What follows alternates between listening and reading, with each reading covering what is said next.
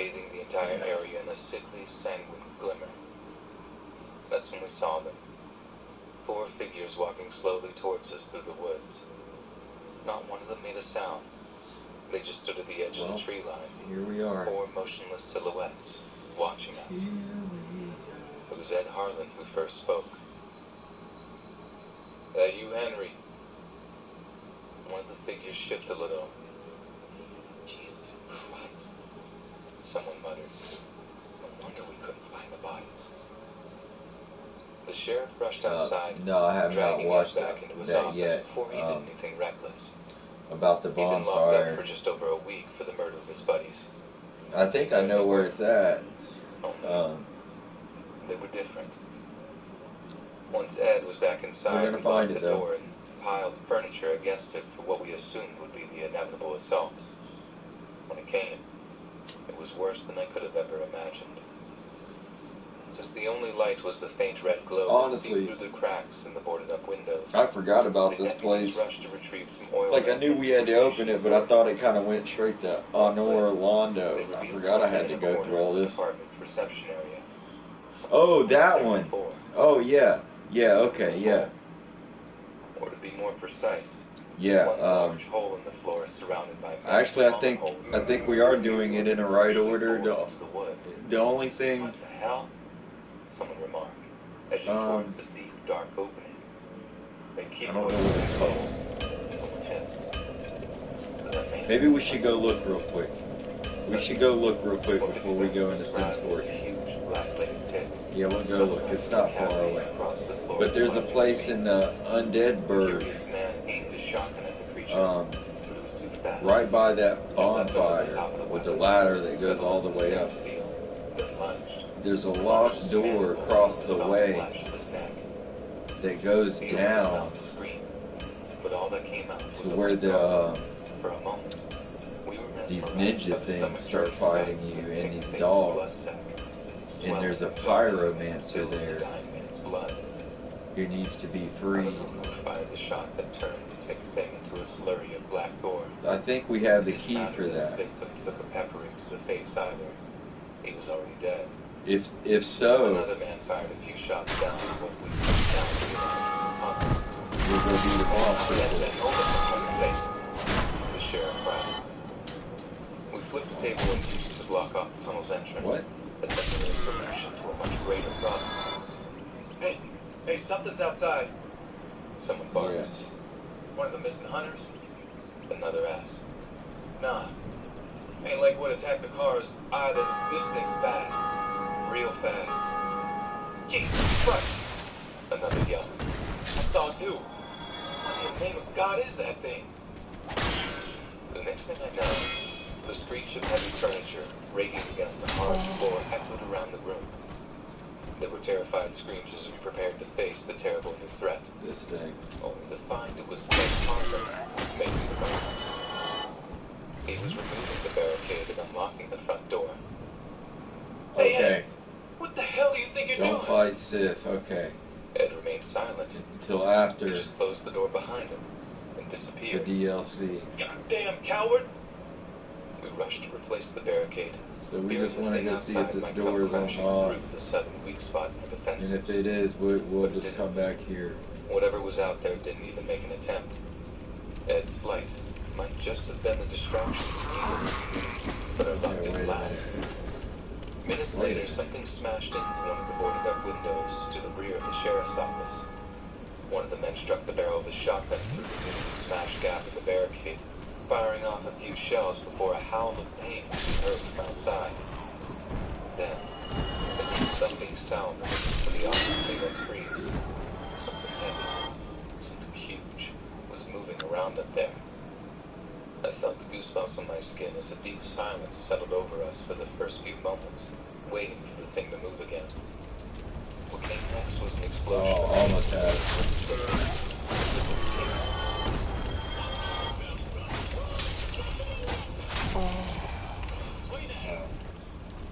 Dental offers 20% off treatment plans for everyone. Book today. Huh? Get Wawa Rewards' biggest deal of the new year before it's gone. Any size hot coffee for $1. Any size size ice hockey for $2. 69 spots for energy for $3. Don't wait. Join and redeem your bonus offers today. Oh, what? Crashing down around us. And even before the dust cleared, it all made out the huge bipedal beast that suddenly stood before us. It turned to me, black eyes looking out from grotesque avian features, and the screech that followed was so ear-splittingly loud that I thought the skull might split from the sheer force of it. I closed my eyes, dropping to my knees amidst the nightmarish images of rotten, decaying flash behind my eyelids. Oh, Just that's as suddenly as humanity it from occurred, that. I was free from the agony. That's pretty cool. When my vision fully returned, the first sight to greet me was that of the beast, splayed out on the floor, torn apart by shotgun blasts. Whatever eldritch life force the beast possessed wasn't entirely extinguished. It began to twitch, fracture, splitting apart. But I watched in utter horror as the huge avian beast's limbs took on a sentience of their own, sniffing the air before squirming hungrily towards us. Another burst of shotgun fire followed, terrified screams from the traumatized survivors. Then a moment later, we heard yet another roar approaching the sheriff's office. It was the sound of a pickup truck tearing along Main Street and past the sheriff's office, crashing into the nearby field and towards the glowing red tree line. Music blaring sounded vaguely familiar to me. Oh my goodness. At that Fire in the crossfire. Is he on his goddamn mind? Holy smoke. The pickup braked just before crashing into the trees. Ed Harlan got out, then pulled away a tarp covering the rear storage, revealing its cargo. Wow, I want to kill that thing The so gas canisters, bad. maybe 24 of them, were stuffed into the truck bed. But One it's by way one, powerful. Ed began unscrewing the caps before emptying the volatile contents into the tree line. Oh, Jesus hello Christ, there. if he sets that fire before rescue arrives, the choppers won't be able to land for the smoke. God damn idiot. One of the deputies barked. No one moved to stop him. We just watched as he repeated the process time and time again, until we could smell the stench of gasoline in the breeze. It was the single longest night of my life. But death would be a small mercy compared to the fate of those that were fastest at the roadblock of twisted trees. Hey, he wants to stare at the sun. And just as the last You know, dregs of hope far be it for being me burned up by the horror of what faced us, the thudding impede on of his distant rotor blades happiness. could suddenly be heard. They had finally come back for us. Oh It man. was almost over. So Weapons at the ready, we rushed out of the sheriff's office, the helicopter's spotlights lighting up the nearby intersection as they prepared to land. We could see things moving in the shadows all around us, hungry for one last chance to strike. Men were still firing at nightmare shapes around us when the choppers touched down, still popping off shots as we piled into their cavernous bellies, traumatized and exhausted. In the distance, I watched Ed Harlan splashing the last of his gasoline amongst the trees as the same four figures reappeared next to him. Ed stopped, staring at them for a moment. Then, as the helicopter I was on took off, it rose up into the night sky. Below me, the flame. As a huge fireball rose up among the treetops, the flame spread with terrifying speed, engulfing Ed Harlan and his four oh man. Nope. Get out of here. foliage, spilling through the pines until it scorched and ignited some of the buildings on the edge of town. Tree after tree was consumed by the inferno. This is where we wanted to go. I swear I can hear them. Right here. Come on. Tears streaked my solemn stare as I watched everything I've ever known turn to ashes before my How do eyes. I get down? And it was only then that I realized what song was blaring from the stereo system of Ed's battered old pickup truck.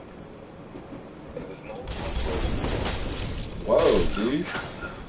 That was aggressive.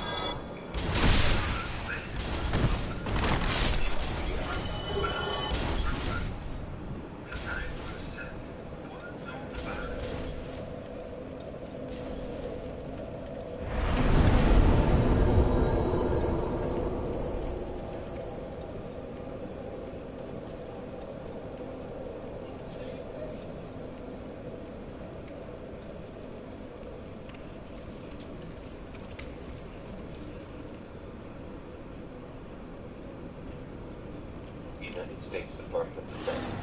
Classified document. Access restricted to Yeah, well, we're not going that way. See, when on the first playthrough,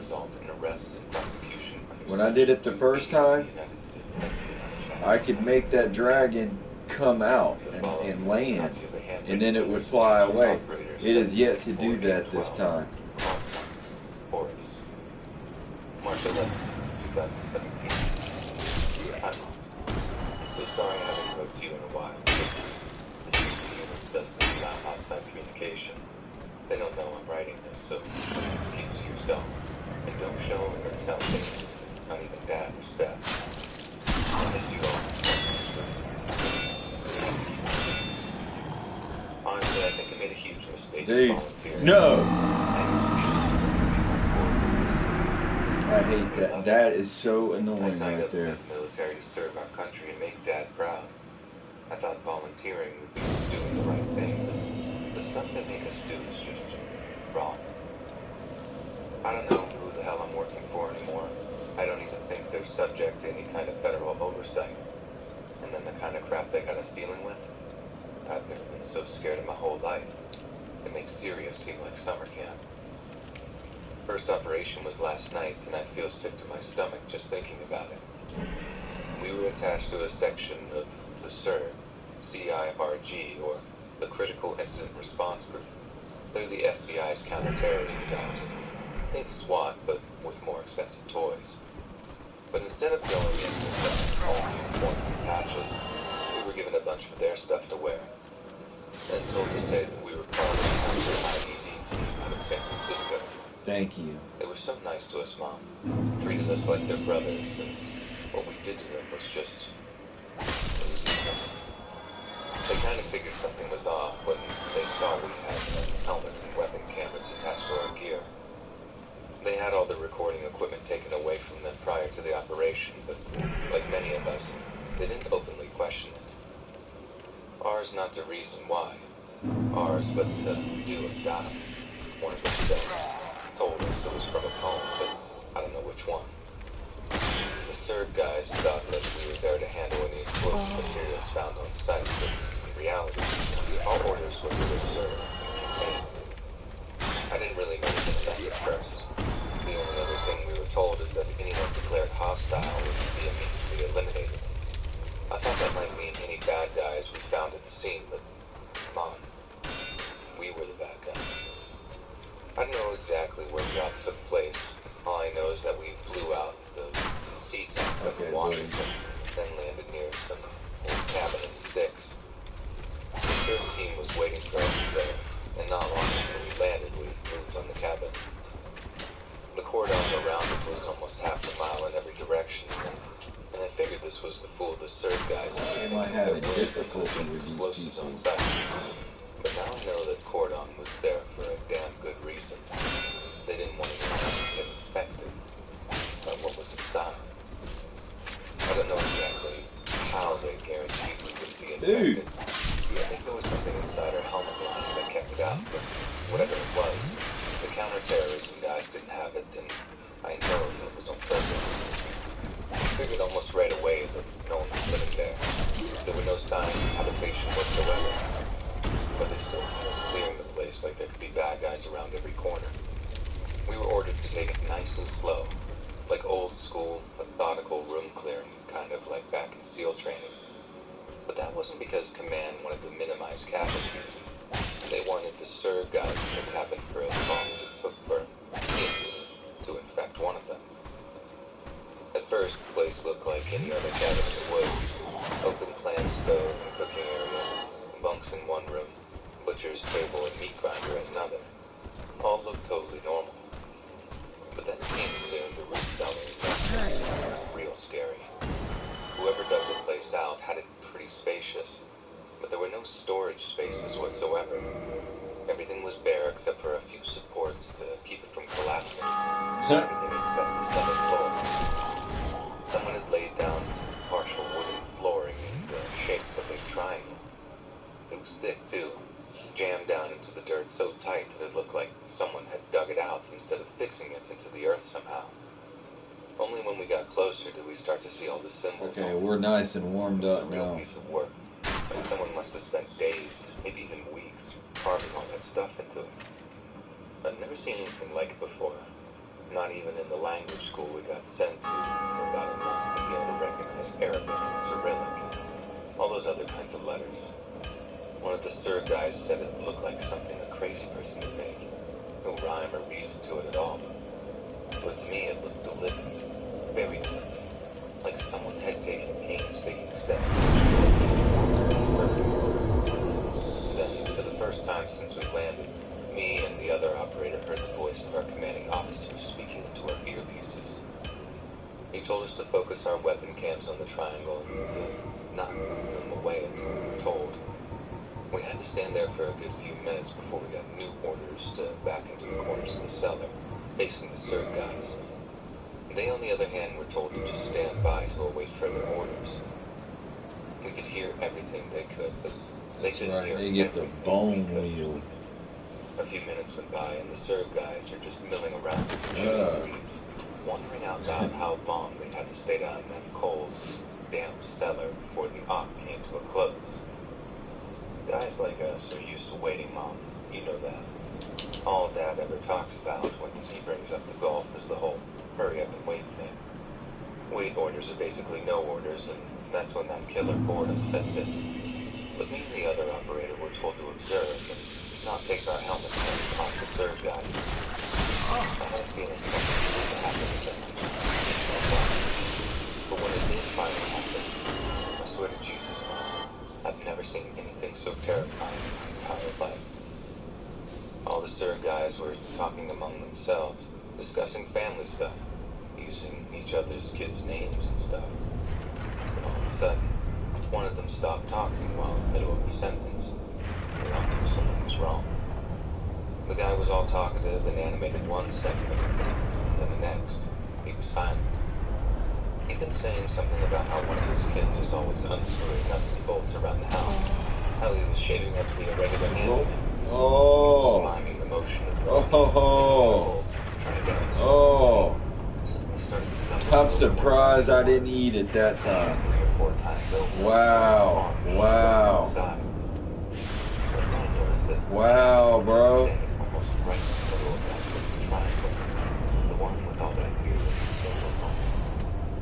Lit up only by the flashlights we had on our helmets and weapons, the Sir guy started twitching. Ripped out of me first. But then the twitches got more and more violent.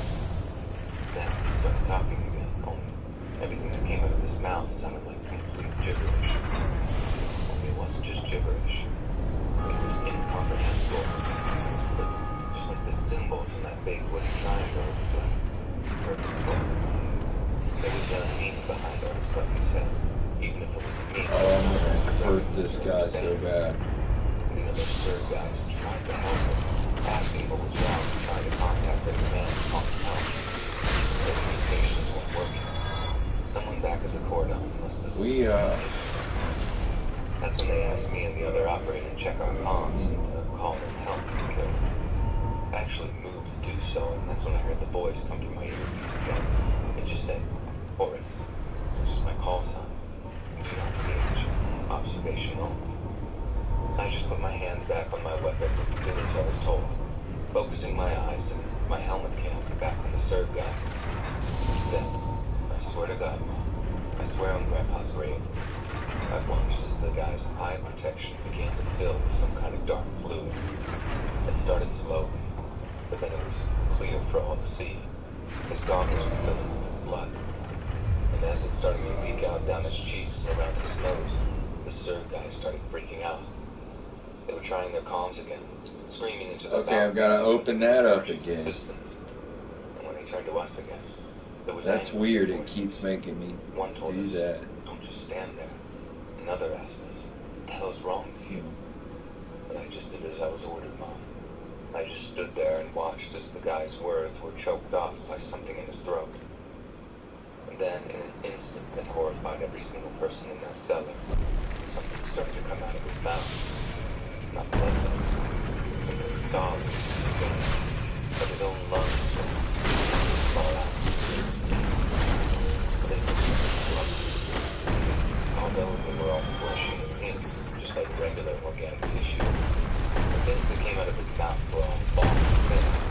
like the limbs of an ox will.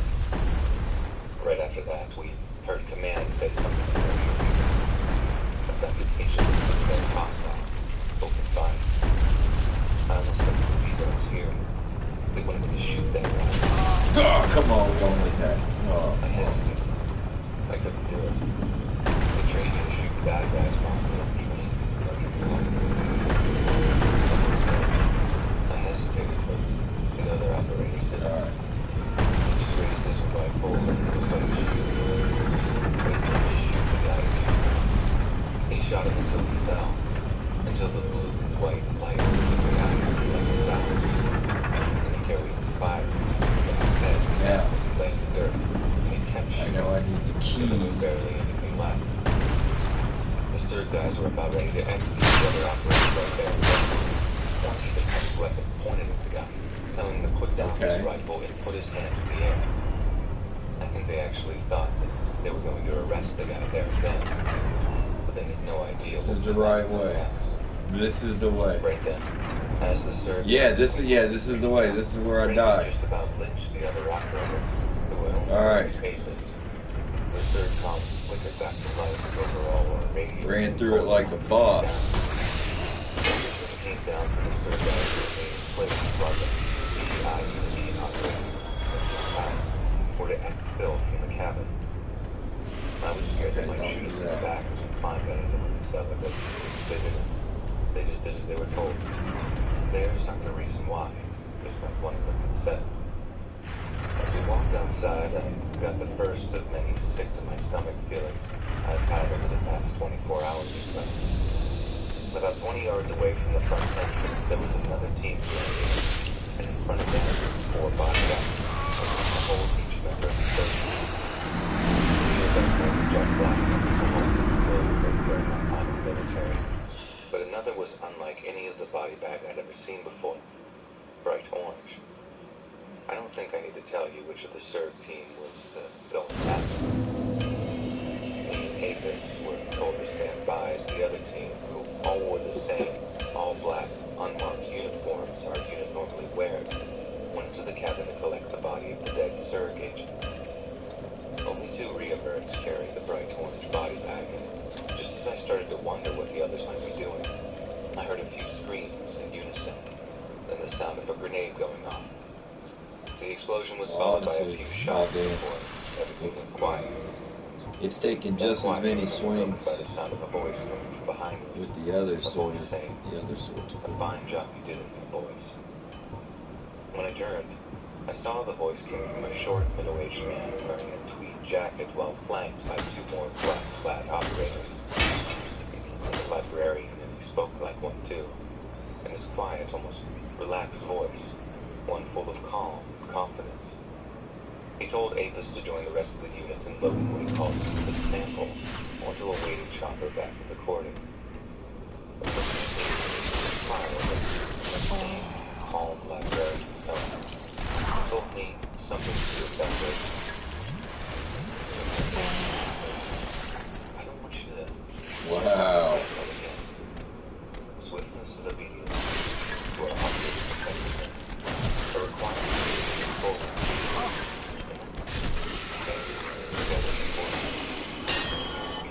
Okay, this sword sucks. This sword sucks. Alright, They don't nope. allow us to read any news from outside. Wow. But I can imagine what the That headline was said. not good. 4 FBI agents killed in counter-terror raid. While the article goes on to say how they made the ultimate sacrifice in some courageous attempt to bring in some dangerous terrorists. One who opted to blow everyone to pieces rather than be taken alive. But the truth is, we killed Not as them. well. We killed our own guys out there. And I can't be a part of it. I won't be a part of it. I'm going to find a way of sending you this letter after I escape from the base here. But I know they'll be coming to look for me, so I can't come home just yet. Like that guy said, there's no going back for me now. Not if they have anything to do with it. I promise I'll be in touch as soon as I can, please. When you're done reading this, just burn. If there's evidence that I've contacted you, then meet me knew I was going to escape. God knows what they'll do to get me to come back. Just please know that I love you, Dad, and Steph with all my heart. I do anything to make sure we all be together. Bye-bye. Okay. That works. Stay safe. Oh.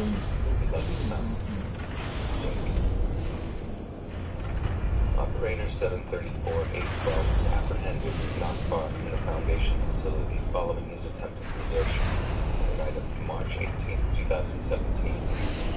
He has since been terminated with false records of mental health conditions being claimed in the U.S. Navy studies. To all outside service, Operator 734-812 suffered from complex post-traumatic stress disorder following his return from Man Beach, Syria. With his ongoing mental health problems, Gotta do it a again. catastrophic breakdown around the same time he volunteered at the Foundation. Operator 734-812 has since been entered into the National Missing and Unidentified Person System, and will remain on said system until he is declared deceased in that system. The resident recognition is involved in the psychological testing program, but new procedures so dependent will affect by the end of the year. Although the encounter with SCP-027-5 was, of course, disturbing. Oh no. Oh no. Oh God. Run. Just run. Okay. Wow. Ensure that no other incidents of this nature are allowed to take place. Safety Director, Taker, 002. Good night.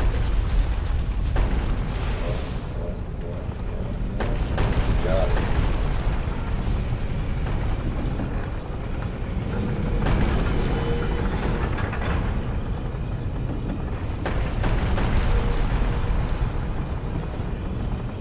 Got it. All right.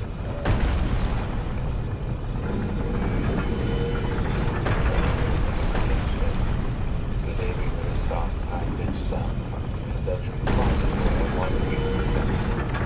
It must have been just after 6 a.m. I had to go to work that night. So the fact that I've been woken up and was about to sleep in the faulty water heater did not put me in the best of moods. Me waking up must have awakened David too. That, or he heard the same noise that I did. Either way, he groggily asked me what the matter was. Water heaters making weird noises. I remember telling him, "Can we go look?" Sounds selfish of me, I know, but that day was one of his days off. Alright. Loss of sleep on his part would be a minor issue. Come on, buddy. Come out here and yoga. That's what I'm looking for. He just grunted, rolled out of bed, and trudged over towards the closet to take a look. But then, as soon as he opened up the closet door, and I got there hearing those high-pitched noises This clearly, dude over here. I knew it wasn't the heater on the fritz. Yeah, buddy. As I sat up in bed, I saw the dumbstruck expression on his face. Oh. His mouth was agape. His eyes were wide and bloodshot. And as I crept out of bed and over to the closet, to confirm what I always knew was done, I couldn't help but feel the obvious.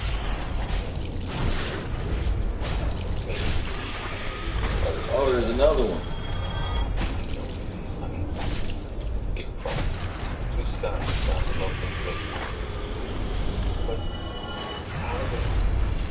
I didn't finish the question. It seemed too ridiculous to ask, but we were both thinking, how the hell did it get there? The bare infant was lying on his back on the wooden floor of the closet, gently viewing, eyes closed, arms and legs making delicate movements in the dim light. When David moved to pick it up, pure astonishment had me holding him back for a second. It was a caution brought on by pure, fearful instinct.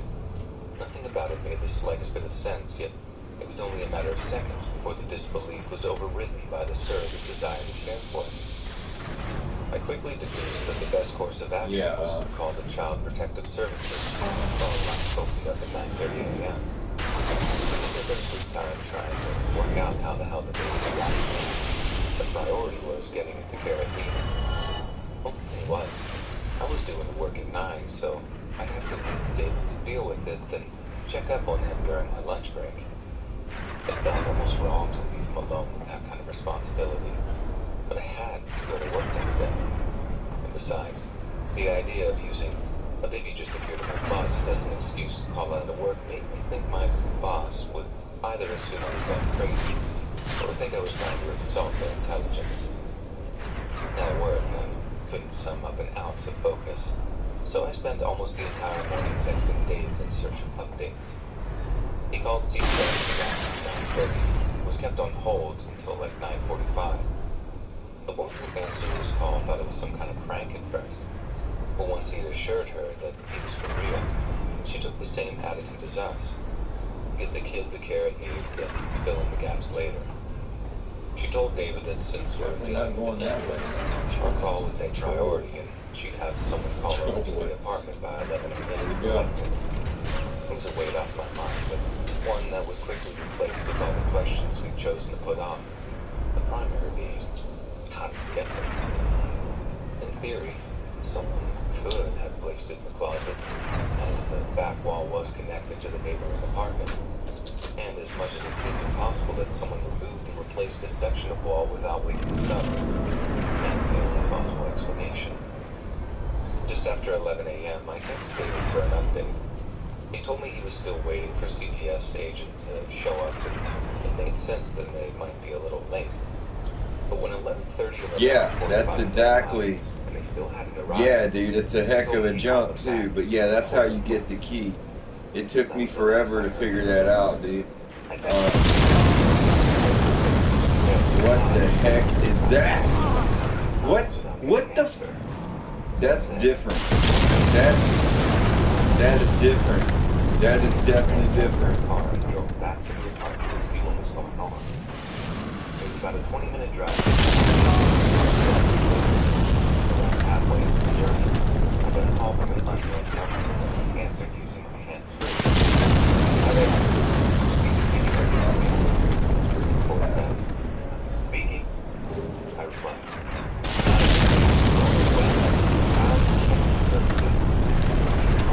Boyfriend this morning regarding an abandoned incident found at your address. He called over, but there was no answer to the apartment number you gave me. Get him to call us back at the earliest possible convenience.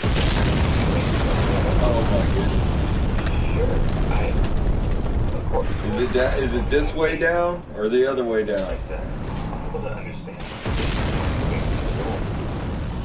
The caller thanked me before hanging up, and as I finished the remainder of the drive, I felt a deep concern bubbling up inside me. Shut off the engine. Back door. Go back to where that piece of the wall is broken. Back down the stairs.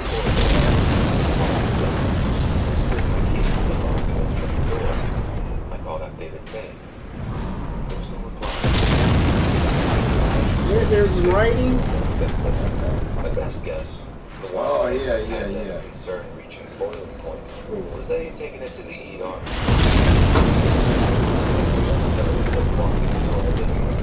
Questions. How the sight that greeted me helped make sense of what was going on. But in reality, what I saw horrified me beyond all comprehension. Lying on the carpet, in the middle of the wooden floor, was a dead body, barely recognizable as human. The clothes it once wore had been torn to blood-soaked rags, and huge chunks of flesh were missing from just about everywhere you can imagine. Its face was completely gone. Where's all the fire at? It was almost Oh, there it is. flesh of its thighs had been torn away, and bloody strips of femur were visible in the bright midday light. The clothing from the dog. They were completely naked, covered in blood. They were crouching down the barrel, on the ground, they were completely bald, lacking any eyebrows or body hair, and as they looked up at me, half-chewed lumps of meat tumbled out of their mouth and down onto the gore-soaked carpet. That's when I saw the bloody naked person that kneeled in front of me had David's face. It had his face. I recognized that in an instant, but it most certainly wasn't him. He never would have spoken to me that way. Let's go up here real quick. Because the only word I was an infantile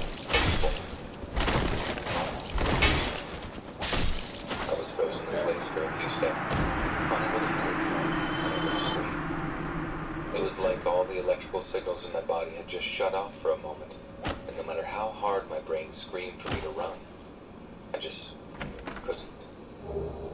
The thing with David's face simply stared back at me, a sickeningly warm smile curling the corner of its half-open mouth as blood drool began to pour off of its chin. It was only when it began to stand that my motor abilities returned to me, and in a blind panic, I bolted out of the apartment, down the stairs, and back out to my car.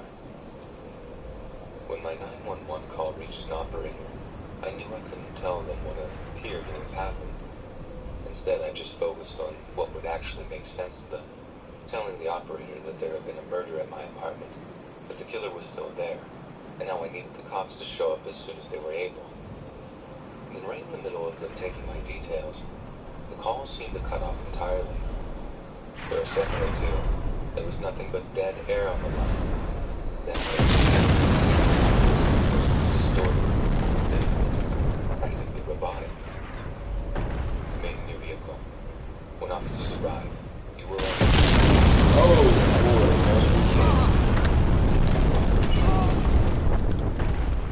something was wrong as soon as I'd heard that drum. Yeah, the first time around, I just stood up there and used my bow and killed that thing. I was in no fit state to That's question not it. happening. Way beyond control. But someone, somewhere, had decided it was beyond the police's control too. And so be it. Within minutes, a large sliding door police van was screeching into the parking lot of my apartment building. As much as the officers that piled out of the Okay, yeah, center that's door where we're looked gonna like go. SWAT team, That's how we're there gonna was get nothing on their down, uniforms to denote it. right there. As soon as they arrived, I got out of my Once car, we get the key. walked over to them, and identifying myself just as I'd Imminent been dead instructed. end. Without a word, one of them took me by the arm and began forcefully dragging me over towards the van. But what the hell they were doing? Told them that I was a criminal, and that the murderer was in my apartment. They didn't listen nor care, and just before they seated me in the van, they found my face black right across before my Oh, that's what he meant by imminent dead end. But they put what I assumed were a pair of noise-canceling That's funny. earmuffs on my head. That's If it had been funny. any other kind of situation, I wouldn't have got much more of a stake. But given all the things that I'd just seen and heard, I had absolutely no mental capacity to anything but comply. And then I felt the van begin to shift and tilt with movement, and I realized I was being driven somewhere. I began to shake, and I began to weep. I still couldn't make sense of everything I'd seen, and although the thing in my apartment was wearing his face, dead. I'm not sure how long it took, but it probably felt much longer than it actually was. But when the vibration of the van's engine finally ceased, I was left deaf and blind for a prolonged period of time before being sat down in a hard plastic chair. When the blindfold came off, I was sitting in what looked like a police interview room. Everything was gray, from the walls to the furniture to the dull simmer of the one-way glass to the side of me. Sat in the chair opposite was a man who reminded Oh, me we're of a gonna high make school some history weapons here. teacher. He That's wore a what- tweed jacket and a bow tie, No, this with is curly what they brown meant. hair pressed in a heavily receding Okay. hairline. When he spoke, his tone of voice was Okay. positively relaxing, something I actually welcomed at the I time, remember this. since it kept me from descending into a full-on panic attack. But there was something behind that fatherly lilt, something threatening that I couldn't put my finger on until the threat was placed directly in front of me. "Hello, Katie," the man said with a warm smile on his face. "My name is Wendell. Yeah. How are you feeling today?" Oh yeah. Under the circumstances, the question We gotta jump. We want to kill this dude though. Oh boy. I guess we're gonna have to be quick about it too.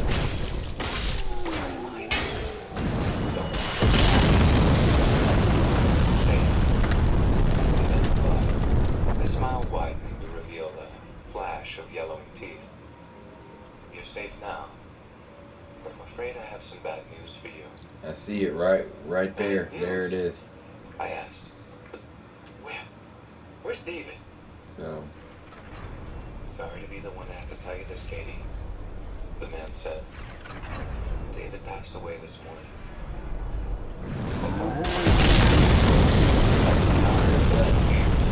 I'm gonna kill that thing. That's what we're gonna do. You were already down by the gap, dude. Yeah, I know, but I don't want that thing throwing stuff at me. Well, I try to jump. It's right there. Yeah, it's right there. But when I go down there, that dude, that right there. Oh. Take him out. I feel like we should take him out first, otherwise. Yeah. Yeah. Because that's something new. I haven't seen him before. Oh my God. Oh my God. Whoa. Whoa. To try to, how do we put this? Reject reality faced with such overwhelming tragedy. Reality? Oh! I asked. Through the wall. Rejecting anything. I know what happened. I know what I saw. It was the baby. This morning. The man cut me off, using my name the way a school teacher might chastise a child. You didn't find any baby this morning. This is all just a manifestation of your grief. You're suffering from a mental break right now. But that's something.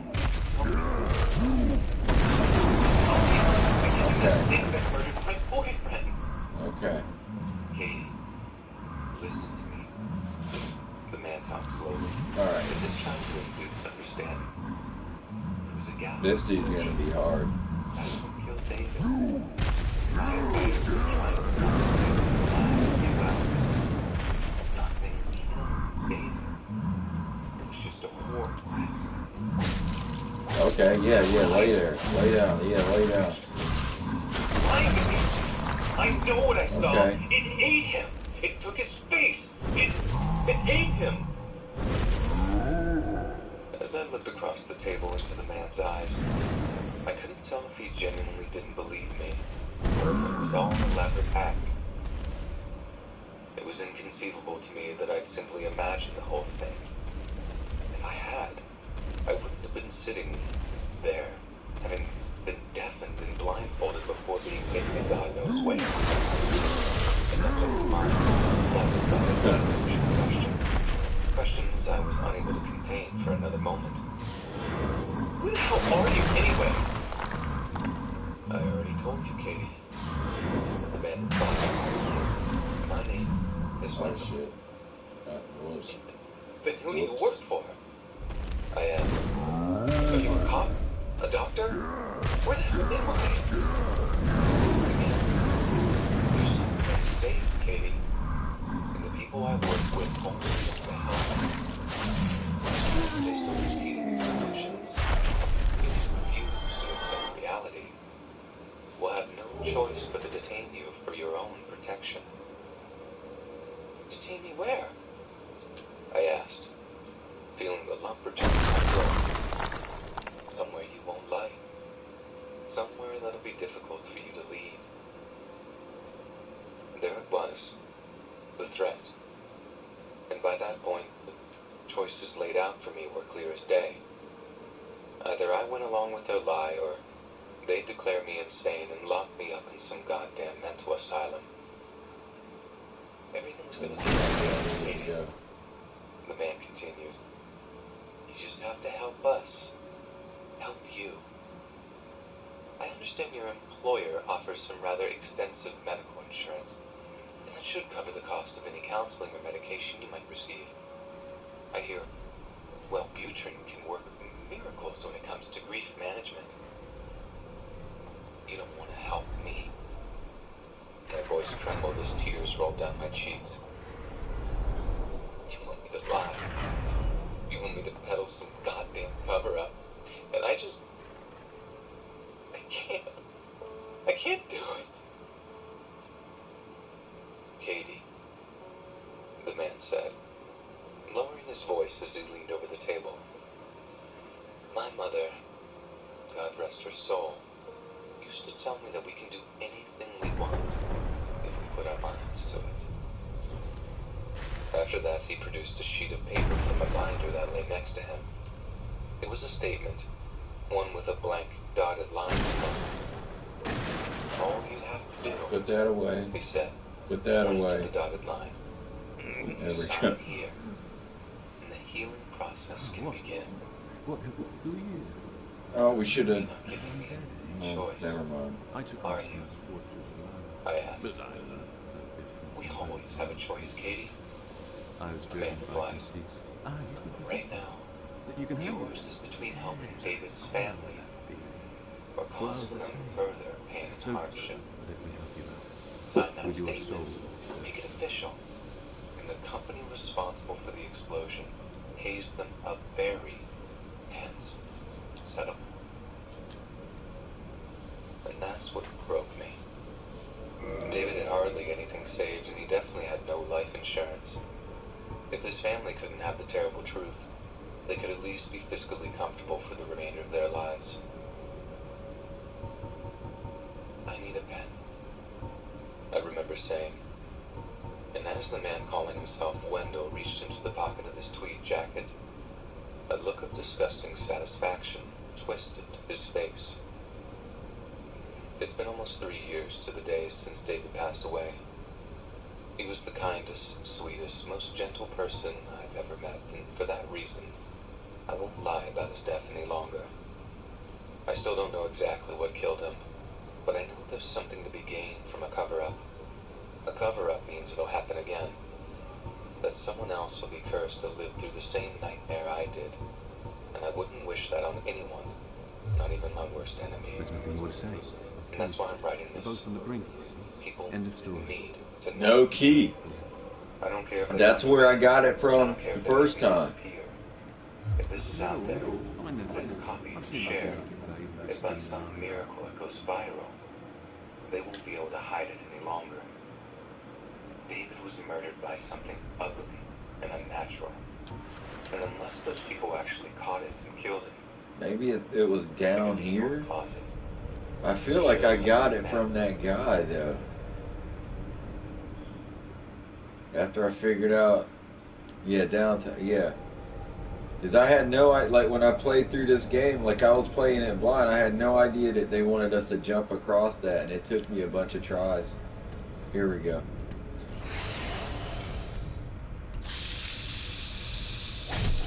All that hissing. Nobody got time for that. Mom and Dad fought like cats and dogs. Give me a door. Oh man. My sister and I were still young. I didn't believe in true love. I didn't think there was the one. But then We will buy something from that guy though. I was a city kid. I spent all my time hanging around Boston Common with my buddies before we stuffed our faces I already saw what I want to buy. She was a country girl.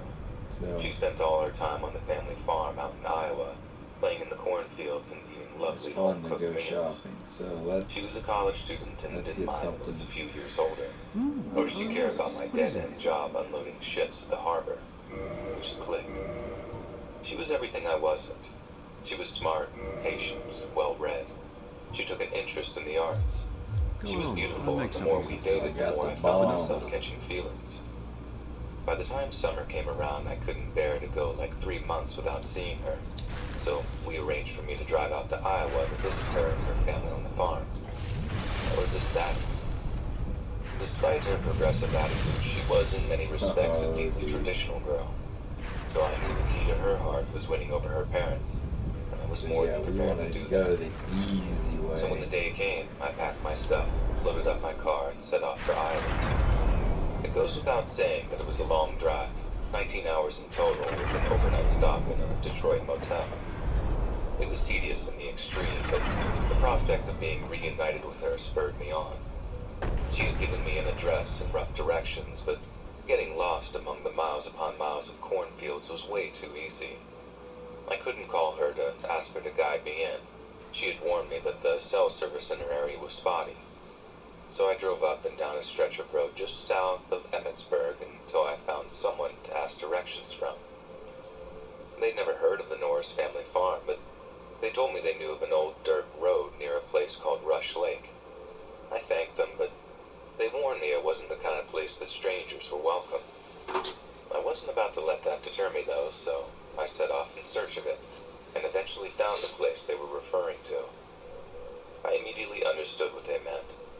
really wasn't that bad. Like, since this area took me so long the first time around. And I drove down the dirt road Man, anyways, telling myself that the rewards far really outweighed not the that risks. bad.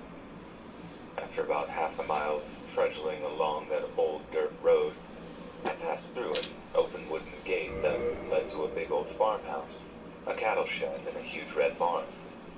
Frankly, it was amazing that any strangers found themselves wandering onto that place at all. It was tucked away among the corn, a little slice of cloistered heaven, far away from the prying eyes. At first, I wasn't sure if I had the right place, not until I saw Sophie walk out onto the porch of the farmhouse, an expression of delight on her face. She ran up to the car as I slammed into the driver's seat, beyond excited to hug her for the first time in weeks. Alex, you made it. You actually came. She chirped. Her voice quivered as she fought back tears and fell into my arms. Of course I did. You too much. We broke our embrace just in time for me to see her family congregating on the porch, and they were exactly what I expected from her description to them. Her barrel-chested father, arms folded in his denim dungarees, looked on with a vague suspicion, while her mother smiled warmly at the heartwarming reunion.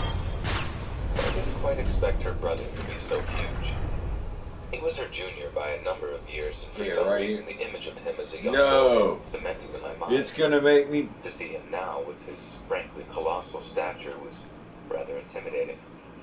Come meet the family, she said, taking me by the hand and keeping me towards the house.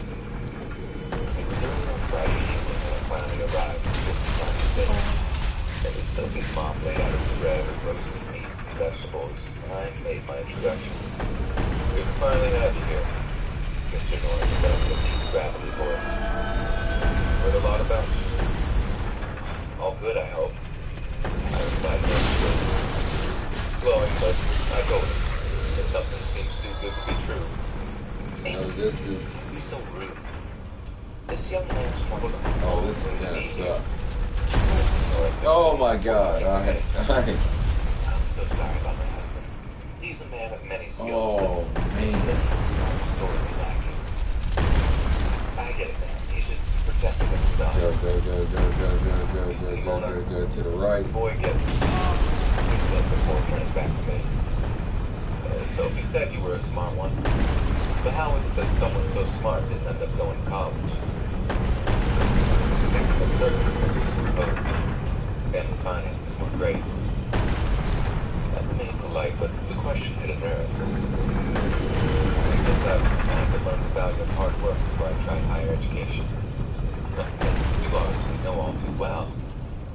You must have worked your butt off to be able to afford her college fees.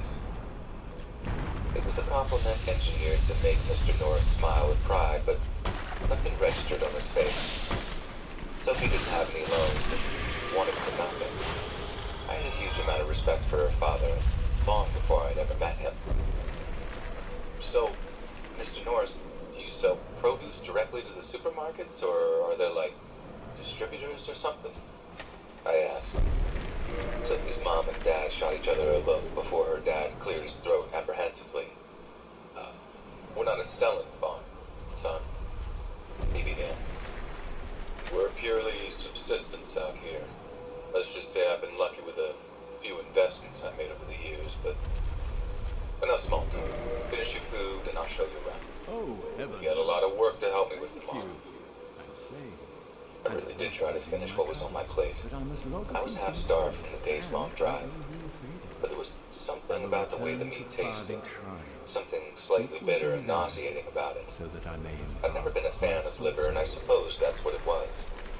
Being a subsistence farm, there was a good chance that they ate every single part of the animals they slaughtered. But God help me if I offended them in the first hours of meeting them. So I ate as much as I could stomach, then made out like I was full. There was only one reason why I found myself just slightly hesitant to visit Sophie on her family's farm. That was the fact that, as she had explicitly told me, her father would expect anyone willing to date to marry his daughter being capable of working on the farm. In her words, a good farmhand showed diligence and fortitude, things that she too hoped to find in a potential partner, let alone what her father would expect of them. I could considered myself a hard worker, and working down at the harbor could be physically grueling on occasion. But I knew it would pale in comparison to the kind of things that Okay, Mr. yeah. Norris would be doing. Okay. The wake-up call came at 4:30 a.m. Yeah, we'll take the cage. I thought it was hardcore for getting up at 6:30 for work days, but it was Sophie's dad, fresh as a goddamn daisy while the sun had barely even grazed the sky. Get up, boy. We got work to do. Meet me at the cattle shed in 15 minutes. We'll see what you're made of. It was extremely early, but that wasn't why I was so tired.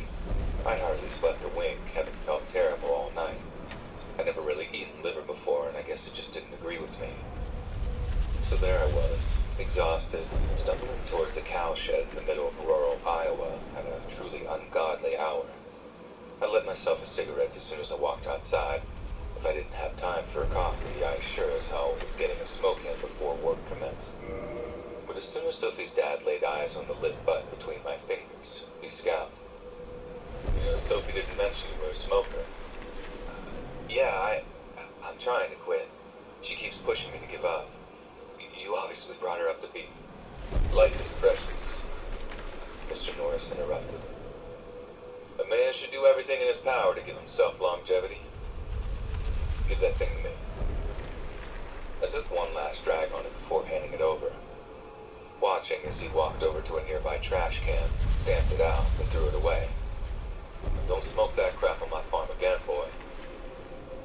He struck me as the kind of man who could be very precious, but at that moment, the look in his eyes struck me.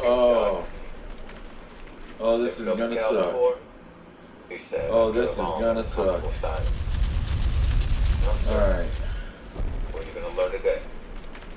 Alright. As he led me into the cattle shed, the first thing that struck me was the smell. Thanks to an 8th grade field trip, I've been around farm animals before, but I've never smelled anything so awful in my entire life. A stench of rot and sour milk. Mr. Norris set up a stool near one of the cows and proceeded to roll up his shirt sleeve. He told me to watch carefully. For a few moments I did, but my eyes were quickly drawn elsewhere. I'd never seen a cow as physically fat ever. She was skeletal. Her eyes were a milky white around the pupils. I watched in disgust as a fat black housefly landed right on the soft, moist lines of her eyes. She didn't seem to react at all. Hey, I told you, pay attention. Mr. Norris suddenly growled. What happened? Dude! Who's over? Who's turning the wheel? Snapped by a web of black veins. Who's turning the wheel? Looked wrong. It looked sour, like it had the consistency of yogurt. But I watched Well, you know what? That's fine. That's fine. You know, we're actually where we need to be. Actually, whatever. Ain't nothing like it. Strengthens the bone. Here, try some. Wow. Offering me the ladle. I'm good, thanks. Maybe suit yourself, he said, taking another slurp before letting the ladle's contents slide back into the pail with a sickening slosh. Go wash up and get yourself some breakfast. Next, I need you in the beef field. Back at the farmhouse, I found Sophie and her mom preparing breakfast as I sat down at the kitchen table with their older brother. How you doing, big guy? You sleep well? I said to him. He gave me a cold stare, not saying a word in reply. Don't mind him, Sophie's mom chimed in. He's a quiet one. Always has been. Non-silent type, I said. I like it. I turned back to him, but there was something behind his eyes. I raised a hand to give him a gentle wave, but he didn't move. Just stayed stone still as he waited for his breakfast. Sophie put down a plate of scrambled eggs in front of me, but I found them just as unpalatable as last night's meal. I tried to fill up with the toast that was stacked up on the table, Oh, even boy. that I had forced down. Yet, what I found deeply disconcerting was that Sophie and her brothers like they couldn't taste anything amiss with them at all. And not that Sophie didn't know good food. We spent a lot of time at some of the finest restaurants in all of New England, probably in the entire country, and she was quite the connoisseur. Yeah. I was barely finished eating before That's what we're Dad gonna rubbed his do. head into the kitchen. Alright, We're enough gonna- rest. Beats field. That's cool. 5 Yeah. minutes. Apologized to Sophie's mom that my something. appetite must have just been off. Then trudged out to the beach field to meet her dad. This one should be easy, even for a city boy like you, he said, kneeling among rows of neatly planted greenery. You gotta get a good firm grip on the leaves here, right at the stem, then twist as you pull them out of the ground, see? He demonstrated his technique and then left me to get on with the work. Basket in hand, I kneeled down into the dirt, pulled up beets just like he'd shown me. I was exhausted, barely paying attention to what I was doing, until pulling one particular beet left a stain in my hand. I had to double check to make sure that I hadn't accidentally cut myself on something. The texture and the color wasn't like anything I'd ever seen from a beetroot, even down to how sticky it felt when I rubbed the juice between my fingers. You staring at, boy? Mr. Norris scared the hell out of me, having crept up from God knows where. Are these things meant to leak like this? Sometimes. They're fresh, sure. But the color. Best goddamn beats in the entire country. Not like that crap you find in your goddamn super duper marks. I mean, I suppose. Enough talk, he said, picking up the full basket of beads before placing another empty one down next to me. You're going to pick another basketful, and then you're going to come help me with the corn. He turned and walked away, muttering something under his breath as he did so. I picked my way along another row of the beets, trying to keep my mind off of how peculiar they seemed. But as he was so quick to remind me I was just a city kid, out here where I didn't belong, working on something I was totally unfamiliar with. So who was I to question the quality of their produce? I just kept my mind on Sophie and carried on with the task at hand. Around noon, I met Mr. Norris in the cornfield. You did all right with those beets. Now let's see with the corn. Again, he demonstrated the proper technique for tearing off the ears, tossing them in a basket before leading me to it. It was considerably easier than pulling beets, the repetitive motion of which had left a dull ache in my shoulder. But just like the beets, I noticed something rather strange about this produce too. The husk that coated the corn itself felt like old, dry skin, the kind that forms on a cut or graze after it's scabbed over. But that wasn't what freaked me out. What had the hairs rising on the back of my neck was that I noticed something dark and black on one of the corn husks in a very familiar shape. It appeared to be faded black ink in the shape of a heart, one that looked like an old tattoo. Just then, I heard a rustling in the cornfield behind me. Mr. Norris? Is that you? I called out, but there was no reply. I turned, staring into the vast green ocean of tall green stalks before me. I took a few steps forward, trying to get a glimpse of whatever just made the noise, and felt my heart thump when I heard the same rustling, this time accompanied by a swaying among the tops of nearby corn stalks. Someone, something was definitely in there, just feet away from me, just out of sight. I moved along the rows with dreadful anticipation when suddenly I saw them. A pair of black eyes, staring back at me from the shadows. As soon as that thing's gaze met mine, it darted off through the cornfield in the opposite direction, grunting as it went. I had no idea what I just locked eyes with, but it was short and covered in thick, dark fur. For a few moments after the distant rustling died down, a dreadful silence hung in the air, broken only by the sound of a gruff voice coming from behind me. You called for me, boy? It was Mr. Norris, having almost frightened the life out of me for the second time that day. Jesus, I think I saw something in the field there. Saw what? I don't know exactly. I think it was a pig. Yeah, we don't keep pigs on this farm, boy. Only cows.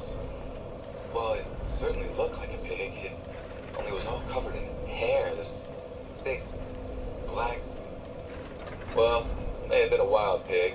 They break through the fences sometimes, eat up all our produce, but it's not entirely a bad thing. I got the shotgun and Head back out into the fields later on tonight. Might have some fresh meat on the table tomorrow. Yeah, it must be a real problem trying to keep interlopers at bay. We have the same problem down at the harbor, only it's not like we can use a shotgun to fix the situation. I laughed, and he did. It was then that another thought came to mind, one that had a question attached. So is all your stuff here organic, Mr. Norris? Organic? He threw the word back at me like it was another language. Yeah, like not using any nasty pesticides or anything like that. It certainly explained why some of this produce was so different. We don't have that problem in this farm, boy. And that's when it hit me. It was high summer. There should have been flies, bees, aphids, and insects of all varieties buzzing around the field.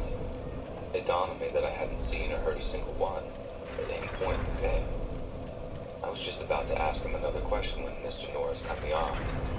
Now, come on. We're just about done here. Let's head back to the house. But I barely filled it, but I won't tell you again, boy. Come on. I spent the remainder of the afternoon with Sophie, hanging out down by a stream which ran through the property. Sitting in the grass and talking with her made me forget just how strange the whole day's events had seemed. And besides, getting up at 4:30 in the morning has a way of dulling your senses of perception. When I was with her, I didn't have a care in the world, and no amount of weird vegetables or cranky old farmers can change that. I don't think your dad likes me very much. That's just the way he is. He'll warm up to you in time. You just gotta prove yourself. Prove myself how? You gotta show that you can be part of this family. And I'll be honest, that ain't gonna be easy, but you'll manage it. If you love me, you'll find a way to manage it. And that was all that I needed to hear. I did love her, more than I thought was ever possible. In that moment, I was still prepared to do whatever it took to win her parents' approval. That evening, after another dinner in which I forced down more of Mrs. Norris's terrible cooking, I decided to get an early night so I'd be ready for more hard labor the next morning. Obviously, Sophie and I weren't sleeping in the same bed, so I wished her a good night and climbed the stairs to the guest room, where I fell asleep pretty much as soon as my head hit the pillow. However, just a few hours later, I found myself awakened by a rumbling in my stomach. For the second night running, Mrs. Norris's home cooking had not agreed with me. Only this time I had to sneak off to the bathroom to empty my stomach as quietly as possible, for fear of waking up the rest of the family. But not all of them were sleeping, as I heard voices coming from downstairs as I crept back across the landing. It was Mr. and Mrs. Norris, having some kind of hushed disagreement in the kitchen. You can't go out there, Amos. You just can't. Mrs. Norris was pleading. You know I have to. One of them got out today. Sophie's boy almost ran into a cornfield. Implored her husband. Can't you just leave them be? If it catches you out there before you see it, then I won't let it. Mr. Norris interjected. I've dealt with those things before. I can do it again. Oh, God. Amos. What? Listen to me, woman. If that thing escapes this farm, the world outside finds out what we're doing here. It'll be the end of us. You know that. I know. Just, please, I'm begging you, be careful out there. I will. I listened as Mr. Norris walked down the hall downstairs, hearing the distinct sound of him loading some kind of firearm as he walked.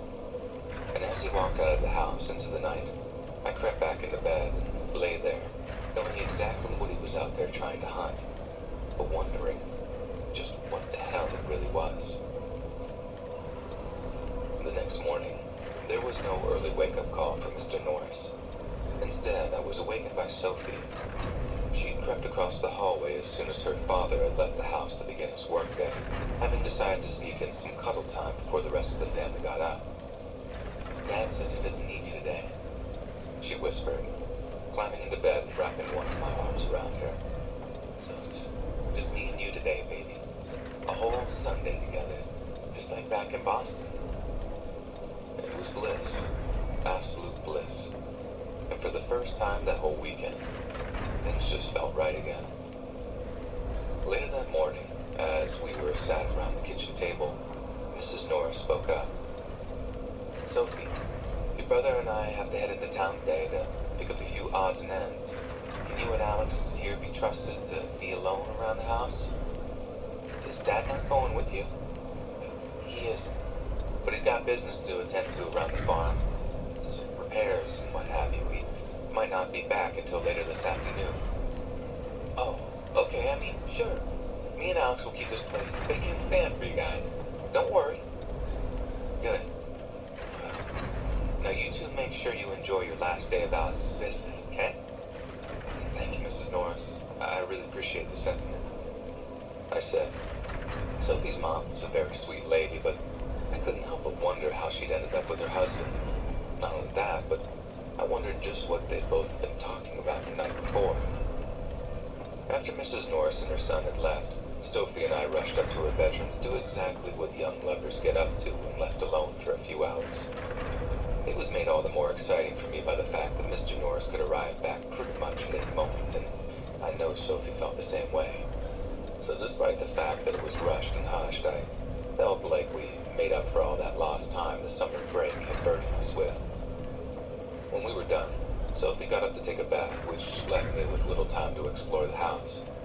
It was your typical family home in many respects, full of knickknacks, ornaments, drawings, and paintings that Sophie and her brother had done when they were children. Not to mention a plethora of family photos hung all around the walls, one of which included a delighted Sophie holding up her acceptance letter from Boston University. But my curiosity definitely got the better of me at one point, and I found myself rooting through bookshelves and cupboards just to see what I could find. In one old cupboard, I found a stack of old photographs, black and white ones that had to have been taken in the 40s or 50s. One in particular showed a man about the same age as Sophie's father, who I suspected to be her paternal grandfather. At least it had to be, as the man looked almost identical to her dad. He had the same style of denim dungarees on, the same wary expression of his practically indistinguishable face. Another showed a whole family unit. Mom, Dad, brother, and sister all lined up in front of the same red barn that stood nearby the house. Each family member bore a disturbingly similar likeness to the people I was staying with that weekend. In fact, if you'd have told me that it was just a picture of them taken with an old-style camera, I'd have believed you, no questions asked. But I didn't focus on the likeness for too long, as something in the background of the photograph caught my eye. It was a blurry, dark shape that looked to be peering around the edge of the barn. But given the poor quality of the photograph, there was no way for me to distinguish exactly what it was. Now, suitably weirded out, I put the photos away and continued my exploration of the house.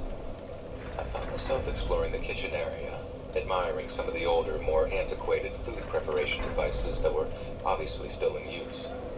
I thought about how much my mom would freak if she saw some of this stuff. She loved anything rustic like that and always used to tell me how it reminded her of her childhood in rural Massachusetts. I made my way into the family's pantry, admiring some of the hand-labeled cans of vegetables that obviously contained products from the farm itself. Sure, I found their way of living to be a little strange, but there was still something deeply charming about it, even if it was adversely alien to what I was accustomed to back home. But at the back of one of the cupboards there, I found something that made my jaw drop. It was a large burlap sack, full of coins. I'm not talking small denominations. These were huge, and appeared to be solid silver. Not silver dollars either. I mean, they would have been strange, but at least explainable. These things looked like they were huge chunks of solid silver. A little side note here, an uncle of mine owned a pawn shop in Charleston for most of his life, and he would often bore us to tears with stories of people who tried to rip him off with frauds and fakes. But I remember the detail of one particular story where he told me and my cousin that you could always tell that something was genuine silver by the markings on it. Silver dealers would often stamp silver with a particular number, numbers which indicated the percentage of fine silver in the piece. A stamp of 900 or 800 means the piece is 90%,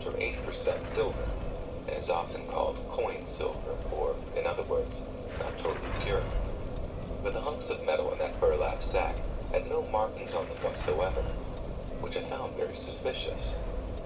My uncle also bored us with a foolproof technique of testing whether or not silver was genuine, what he called the ice test. He told us that silver happened to be a particularly good conductor of heat, so if you place a piece of ice on it, the ice starts to melt pretty much immediately, almost like it had been placed on something warm rather than just any regular metal. I made sure the coast was clear, took the coin to the family freezer, and popped a piece of ice out of the ice tray before placing it on the coin. And no shit, the ice started to melt right away. I was dumbstruck. I was holding what appeared to be a piece of pure silver in my hand. No wonder the family could afford to pay Sophie's college fees.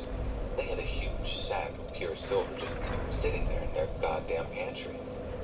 And that couldn't have been all of it. At least, that's what I told myself. There had to be more. Much more. Somewhere secure so it would be safe from potential thieves or home invaders.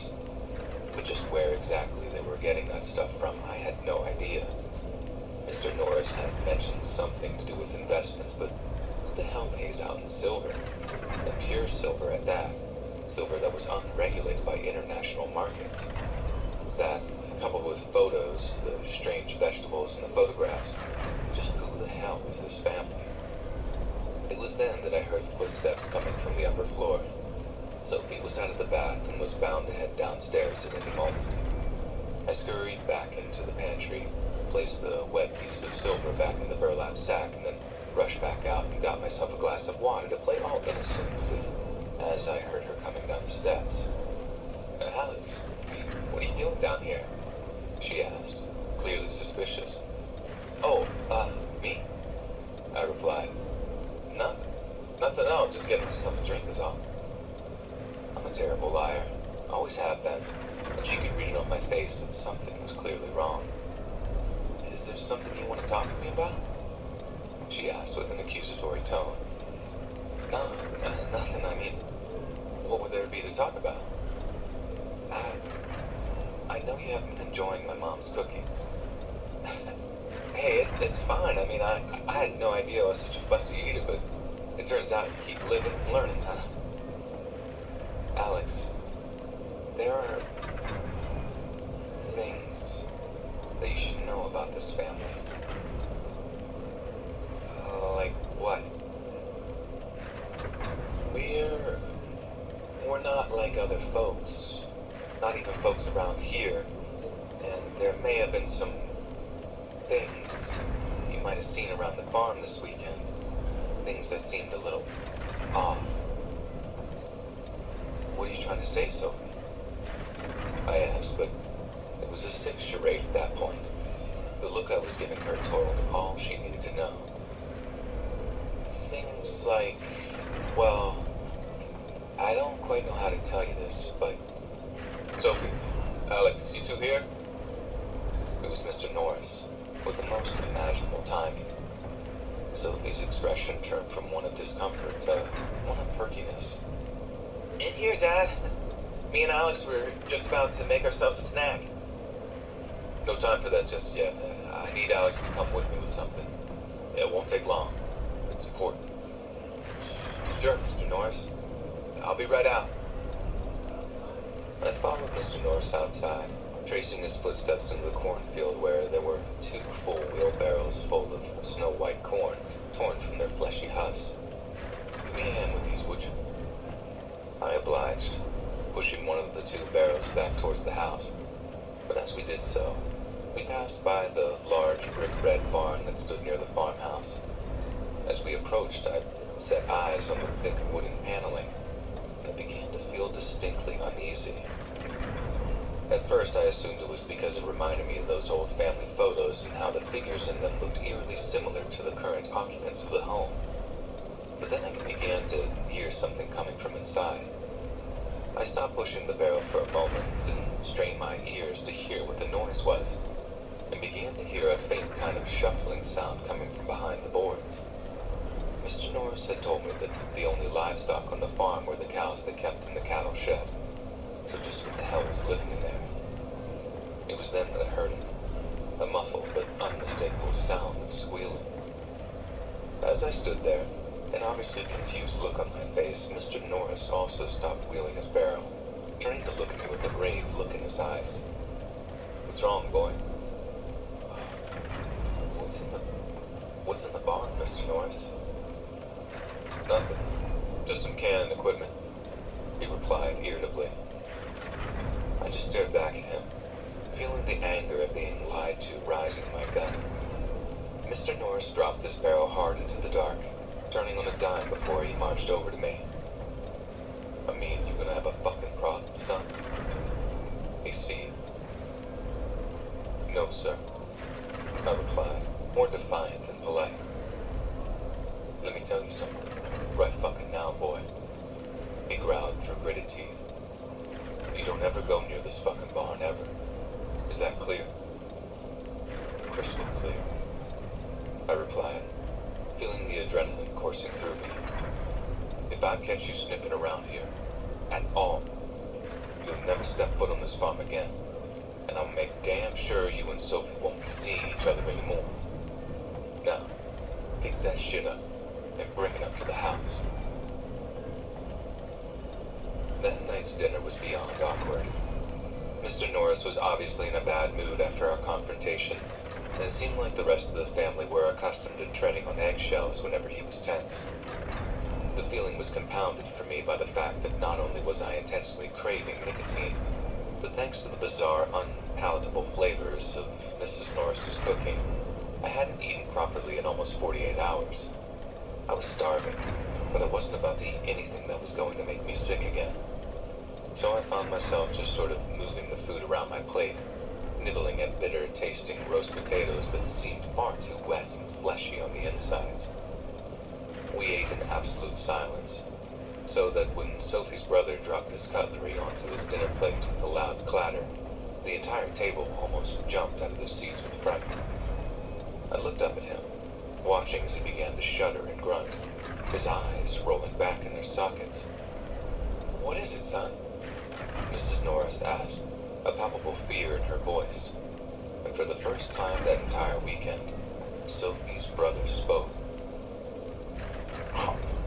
Hungry. His voice bubbled with phlegm, rasping up from barely used vocal cords. So hungry. As he sat before a plate of meats and vegetables that was almost completely consumed, I got the distinct impression that he wasn't talking about himself. Mr. Norris rose from the table, his chair legs grinding against the floor. As he did so, his son mirrored his movements perfectly, following him out of the room and out of sight before I heard the front door to the house open and close with a slam. Is he okay? I asked, pointing out to Sophie's brother. Sure he is. He just like that from time to time. Amos has probably taken him to feed the cows. Mrs. Norris replied, not looking up from her food as she finished off a few last morsels. As strange as the weekend had been by that point, the last thing I was about to do was start asking, probing, accusatory questions regarding the guy's obvious disabilities. So I just continued to eat what little I could stomach from the plates in silence before Sophie got up to clear her plate. Want to come sit on the porch with me? She asked with a smile. I had been meaning to get some more alone time with her, but not for the reasons you might think, and I agreed, cleared my own plate, and followed her out to watch the sunset. We sat down in the long swing set for a few quiet minutes, holding hands and enjoying the tranquility of the evening. But I was anything but relaxed, and it took quite a while before I found the courage to speak up. By the time I did, the sun was beginning to dip towards the horizon, and darkness was setting in fast. Sophie, I think we need to talk. Sure, what's up? Well, you know I'm headed back to Boston in the morning, right? Yeah, and I'm gonna miss you. She gave my hand a gentle squeeze as she spoke. I'll miss you too, but I think you should come with me. What? Why? She asked, turning toward me in confusion. I know this is your home, and I know these people are your family, and you love them. I began. But there's something wrong with this place, Sophie. You know that as well as I do. There's nothing wrong with this place, Alex. Things are the way they've always been here. I told you we were different. Okay. So, they're different, and then there's just wrong. I lowered my voice, fearful that one of her family would overhear. Have you seen the cows lately? The shit growing in their fucking fields? This place is bad, Sophie. There's something very wrong going on here. You know, when I invited you out here, I thought there was a chance you'd understand. That I thought you might have been open-minded enough to see that we have something special here. And we really do. For a long, long time now, we've been nothing but blessed. Only now do I really know what she meant by that. But at the time, I was simply too blinded by my feelings for her to really put two and two together. I can't believe you can't see it. I do. This is what you know, but I'm begging you. Please come back to Boston in the morning. It's not safe here, Sophie. No. You don't get it, Alex. I'm safer here than I am anywhere out there. We could have given you something more precious than anything, but you're just too ignorant to understand that. I get that now. So go ahead. Go back home in the morning, but don't bother calling me again. We're done. Wait. What? Are you... You cannot be serious. I hissed. You breaking up with me over this shit? This shit? She growled back at me. It's my home. And obviously you have a huge problem with that. So just leave. Why bother waiting until morning if this place is so terrible? Go pack your stuff and just get the fuck out of here. Sophie, please. I love you. I tried to continue, but she raised a hand to cut me off. She rose from the swing set, and as she did, I detected a coldness to her person that I'd never felt before, in all the time that we were together. Shut up, she barked. You know, now that I think about it, I don't think I feel anything for you anymore. In fact, I'm not even sure I ever did. How can you even say that? I heard my own voice begin to crack under the pressure.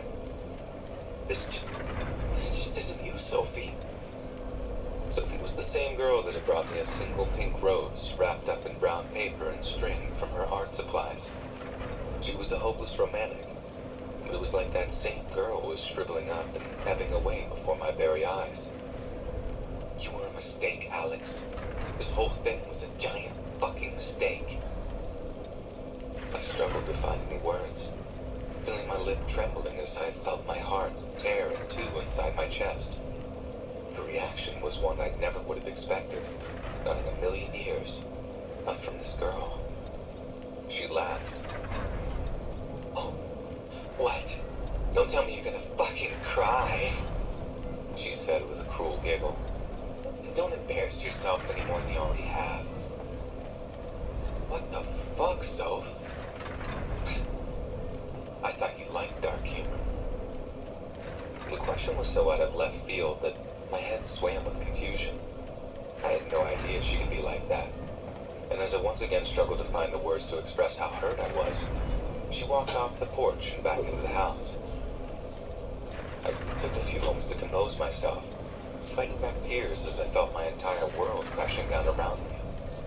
Cigarette cravings had me feeling like my chest might explode, every fiber of my being craving the drug I tried to cut myself off from, my sole motivation being to impress Sophie's father, to impress Sophie herself. I broke. Walking back inside, I walked straight past the kitchen, past the cold stare of Mrs. Norris and her husband, who had apparently returned during mine and Sophie's argument, and up to the guest room. I rummaged through my things, fishing out the pack of cigarettes I'd stuffed down into the bottom of my pack, and walked back onto the landing. I was practically shivering with anticipation, my nicotine-starved brain reacting with childish excitement as the prospect of my first cigarettes in what seemed like forever. But before I did, I had to check in on Sophie. I couldn't be being thrown off the farm by her father without at least apologizing or saying goodbye first. My footsteps were soft as I approached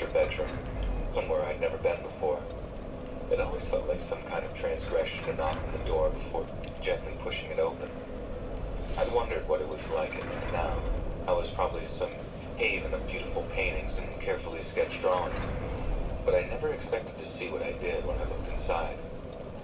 She was painting all right, but she was painting something in black paint that was an identical image to what was plastered all over the walls of her bedroom.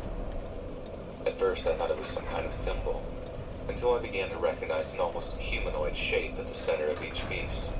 Each image seemed more horrifying than the last, and I found myself just standing there, mouth agape, as I surveyed the vision of insanity. Sophie kept on painting for a moment before she heard the door crack on its hinges, slapping jet black paint onto a sheet of white paper before scratching it into that horrific dark shape. The look of fury in her eyes when she turned to see me made her look almost as monstrous as the thing she'd painted. "Get out!" she growled, trembling with rage as her knuckles turned white around the paintbrush. I just edged out of the room, closing it quietly behind me before I walked downstairs and out into the front yard. By that point, I wasn't just shaking from being racked with cravings of addiction. It was pure, terrible confusion that had me trembling and sweating. My idea of Sophie, of this loving, pure-hearted young woman, had been a complete fantasy, a stark difference to the horrible reality. I put a cigarette between my lips, rummaging in the pocket of my jeans for a lighter before bringing a flame to the sweet-smelling tobacco. The release was intense, my head spinning with the nicotine hit as I breathed in a lungful of thick, tar-laden smoke. As the intense waves of relaxation washed over me, I began to think that the whole thing might have been in my head, that I was just stressed to the point of being overly anxious and critical. A city kid who was just out of his depth in the world fit only for the hardiest of people. But in that moment, I found myself wandering back towards the barn, looking over my shoulder to make sure Mr. Norris wasn't watching from a window.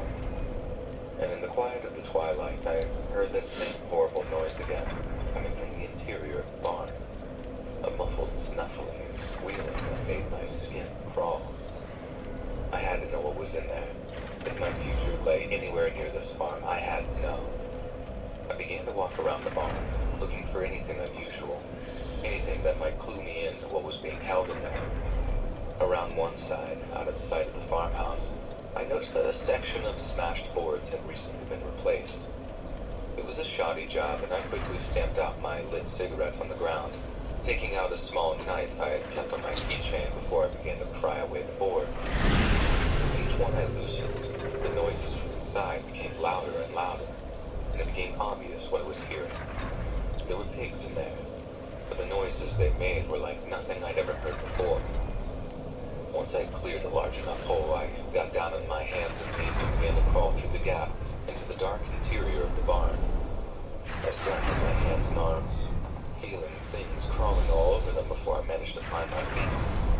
I could feel the cobwebs clinging to my hair before I dusted them off, fishing in my pocket again for my phone so I could bring up the flashlight app. As I turned it on, and the bright white light shone over the interior of the barn, what I saw first was inexplicable and alien to me that, at first, I had trouble processing what it was.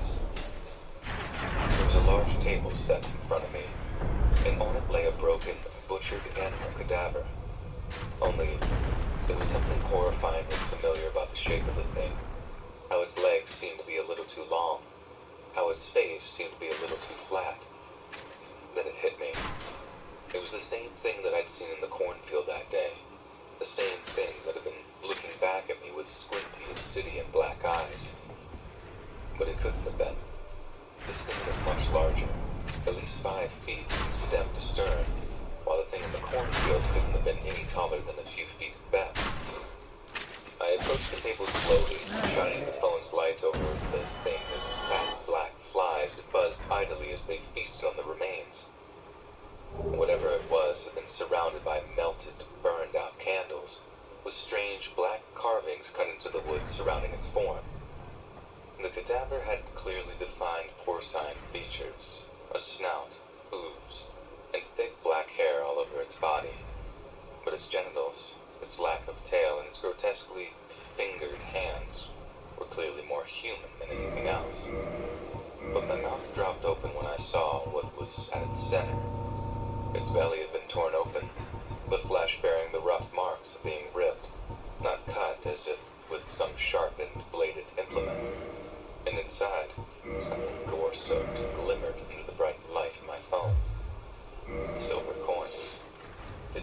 bags were stuffed with silver coins that seemed to overflow from its burst entrails. But I barely had time to reflect on what I was seeing before a squeal from one corner of the barn demanded my attention. I turned, shining my phone's light in that direction, recoiling in horror at what I saw. In a large, elongated stall, several of the same piggish creatures kneeled in a bed of dry hay. They were lined up side by side, jostling for position as they suckled and snuffled at the belly of something considerably and grotesquely larger. It was their mother, a huge, bulbous pig-like creature with flesh as black as coal dust, lay on its side in the hay.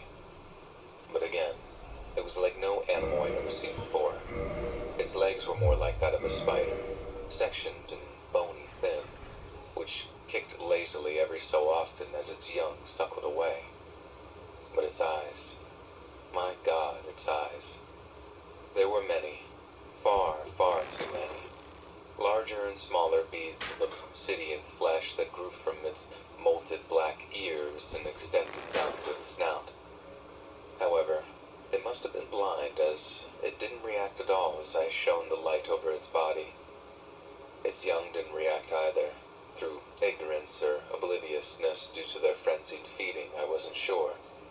But it occurred to me that they may not have been reacting to me being there because they were already used to the presence of people in the barn.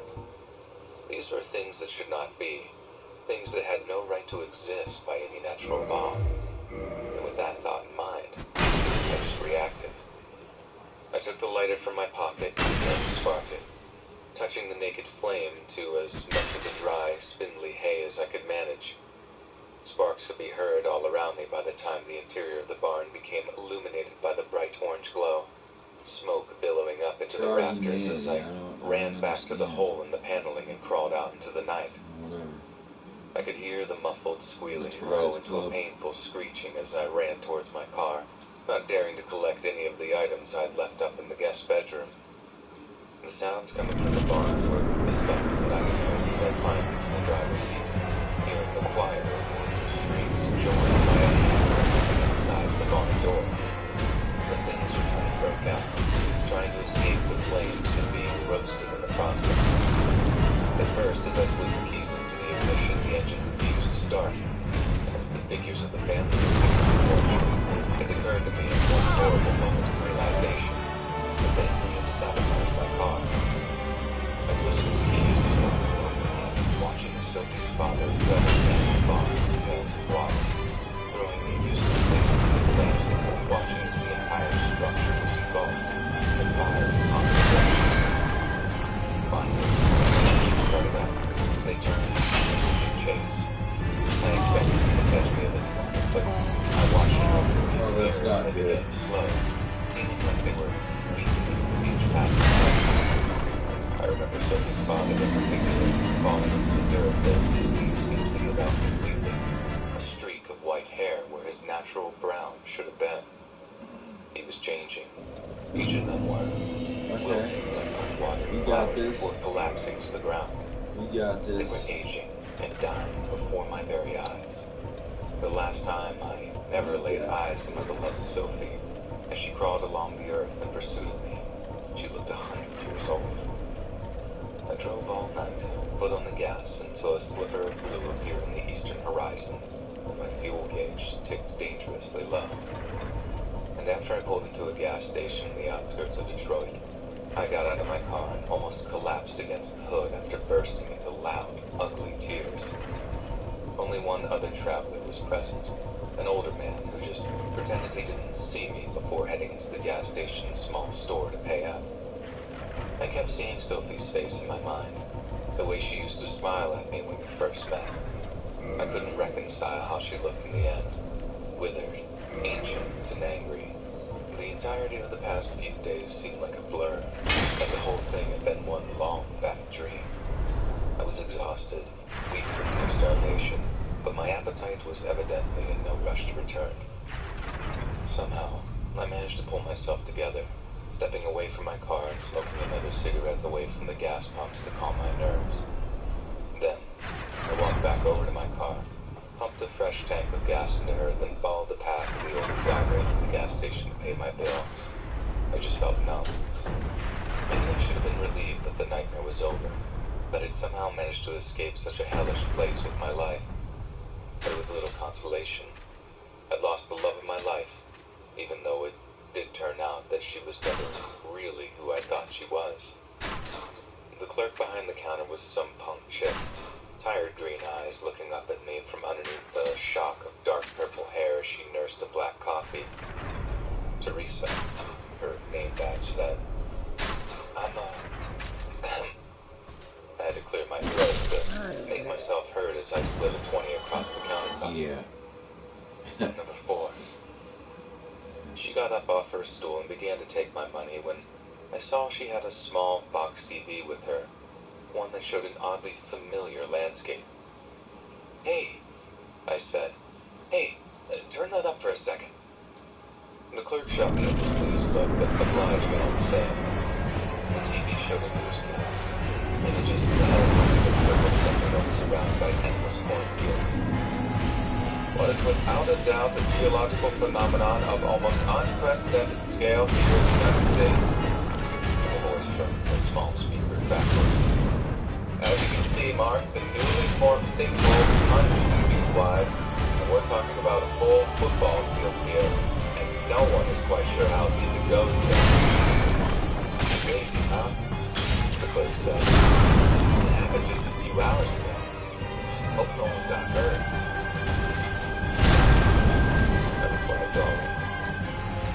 No. Oh yeah? Well, how would you know? But I was already walking out the door, getting ready for the long remainder of the drive back home, where I had stepping up by the time and the things I heard back on that terrible place that pretended to be a farm.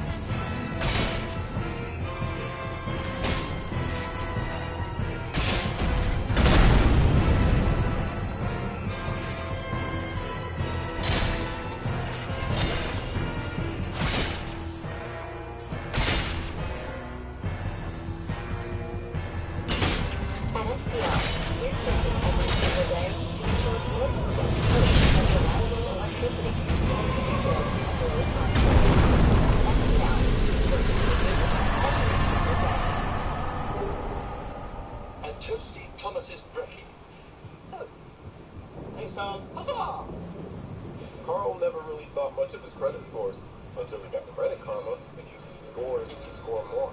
Like This is going to take us to Anne Orlando. Talk about Carl. Enjoy Credit Karma. Download the Money app with your hard work pays off. I think we should go ahead and go for it. Summer on the I-75. And then when we get done with it, we can take on the other stuff. Temperatures climbed in the triple digits. The ground floor sun hung heavy in the cloudless sky. Weeks of intense heat, sports cars and crab rats beside the highway. And then we sent a pickup with busted air conditioning that sped down a lonely stretch of road. The draft that I'm eager to play Final Fantasy. I'm very eager to play that. Actually, I was looking at my collection. I didn't even know I have for the Switch. I have Final Fantasy 7, but it's not the remake. It's like the original. So that's pretty cool. Put off the gas for most of that. Stopping over to pull up in some one-shot mom-pop gas pump on a side road. But it wasn't the truck that was about to run out of gas this time. It was him. He was crashing, so hard that he almost didn't notice the little fleck of color appear in his rearview mirror. But when he did, not even the Florida heat could prevent the chill that shot up his spine. It was a Florida Highway Patrol vehicle, and it was gaining on him.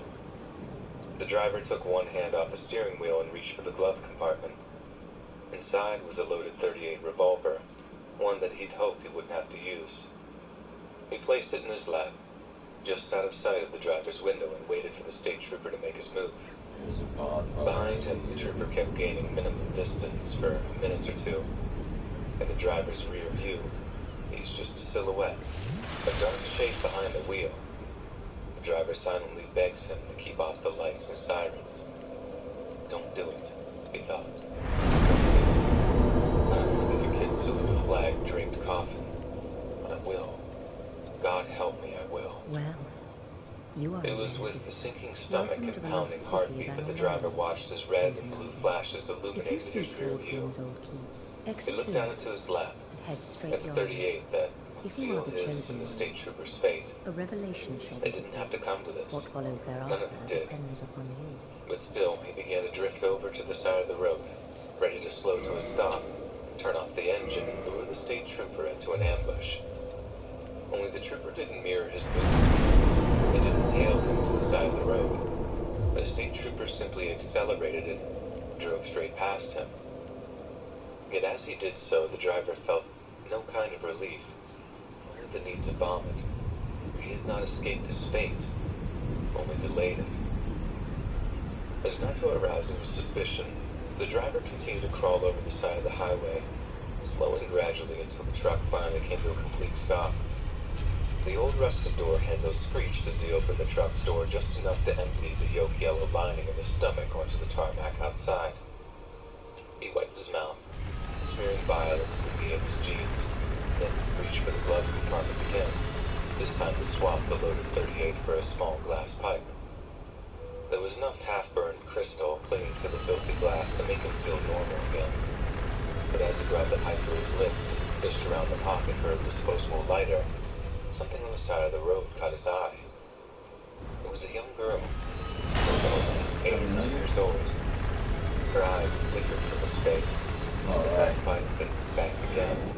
No expression registered on her small, soft features. The driver hesitated, feeling the warm glass slip from Sabrina's lips and throw away his hand.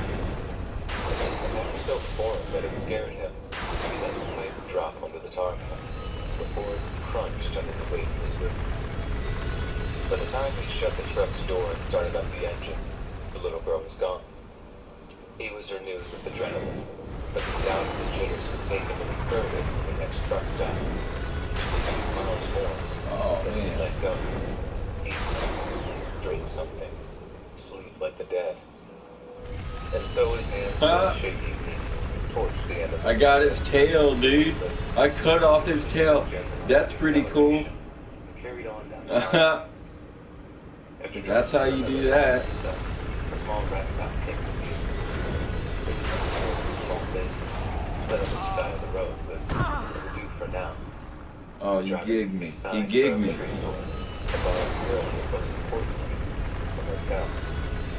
He drove the truck around the back of the motel, just outside of the highway. As he got out of his cab, feeling blood returning to vessels long since cut off by the restricted posture, a low voice sounded over the hum of the cicadas. No puedo estacionar aquí. He dropped his face and elderly Mexican approached him, his skin like leather, tanned in the sun. ¿Eres sordo o qué? The man spoke again as the driver reached into his pocket. He pulled out a crumpled $10 bill, sliding into the man's shirt pocket before walking off towards the highway. The bar. Let's look at his axe real quick. The Hound Dog Bar and Grill was almost empty. Pool balls clacked as they collided, cutting through the low drone of a jukebox that played some old Skinner song. The gargoyle Cigarette smoke tail hung thick in axe. the air, mixing with the strong sense of fried food coming from the kitchen in the back. The driver slid his aching body onto a bar stool, setting his eyes on the grubby laminated menu that lay before him. As he tried to read it, the small black letters began to bleed together, melting and swirling until it made his head drop. He pointed at the first words he recognized, sliding the menu over to the bartender as he did so. The bartender nodded before heading off to the kitchen to prepare the driver's order. The food came quickly, bare bones burger and fries. The driver felt like he'd eat twice the amount set down in front of him, but still he ate slowly. Too much too soon would make him sick. We gotta go over He took a here. sip from the neck of his beer bottle, feeling the cool, bitter liquid racing his parched throat, but almost spat it out when he looked up at a small box TV set up on a shelf above the bar. The volume on the vintage-looking set was turned down low, but the picture showed a news report. Something about an incident up near Jacksonville. The shot changed to some helicopter cam footage of a fire that raged through a tenement building, capturing the moment that a wooden support beam crashed through the second floor. It then showed the face of 3 men that were wanted by police for questioning in relation to the fire. The driver was one of them. He felt nauseous with fear as he slowly turned and scanned the room. Besides himself, there was just the bartender and a handful of patrons, and none were watching the TV. But it didn't bring him any relief because now he was being hunted. The driver finished his food in silence, not once looking up from the cheap tin plate that now swam with grease. He slid back off the bar stool, put a crumpled 20 onto the bar top, and began to walk towards the front entrance. "Hey," someone called after him. "Hey, you, wait a second." Reluctantly, the driver turned, looking over his shoulder at the bar behind him. It was the bartender, looking back at him with a dead stare. "Don't you want your change?" The driver exhaled a long, slow breath of relief, but couldn't quite bring himself to smile as he shook his head. Soon the warmth of the sun was on his skin again as he shuffled back across the highway towards the motel. He fetched a large black duffel bag from his truck parked out back and lugged it around to the reception area to rent a room. Inside the small building attached to the motel forecourt was the reception area. The driver walked inside, carrying the heavy duffel bag by the straps. Sat in front of a luminous blue bug zapper was a tired-looking woman with whom he swapped the $15 nightly rate for a room key. He then dragged himself to the flight of stairs to room 22, the duffel held tight in his grip. After locking the room's door behind him, he slid the duffel under the double bed before unhooking the loaded .38 from his waistband and placing under a pillow. It was mid-afternoon by that point, a few hours sleep to recharge his batteries, and he could be back on the road south before sundown. As he lay himself down on the stained white bedspread, he felt as if he might sink into a sleep so deep that he'd never wake up at all. And if he did, it might well be looking down the barrel of a police-issued shotgun, racked and ready to plaster his brains all over the pillow on which he currently rested his head. Worry furrowed his brow for a moment after his eyes closed, before his breathing slowed and his head began to empty of thought. Then, with the hypnotic muted whisper of cicadas outside in his ears, he finally fell asleep. When he opened his eyes again, there was fire. A great roaring furnace burned in front of him, so intensely hot that he smelled the acrid scent of his own singed hair in the air around him. The blaze towered above him, and from deep inside the inferno he could hear a woman scream. At first, it was as quiet as a whisper, but as it grew, the blood-curdling scream faded into a hoarse, grinding wail. But they weren't screams of pain. They weren't the howls of women suffering the searing agony of being burned alive. It was grief. She was screaming out of grief. The screams multiplied as hundreds of gaunt, charred faces appeared among the flames before him. He looked down, discovering that his jeans had caught alight. He swatted at the flames, trying to put them out, sweat pouring from his brow as he tried and failed to prevent himself from bursting into flames. But just as he was about to be engulfed, the driver looked up, back into the fire, just in time to see a scorched, peeling arm, black as coal dust, erupt from the flames before his hand wrapped around his throat and squeezed. The driver jolted awake, eyes wide, gasping for breath. He hadn't had a nightmare since he was 11 years old. It was withdrawals. It had to be.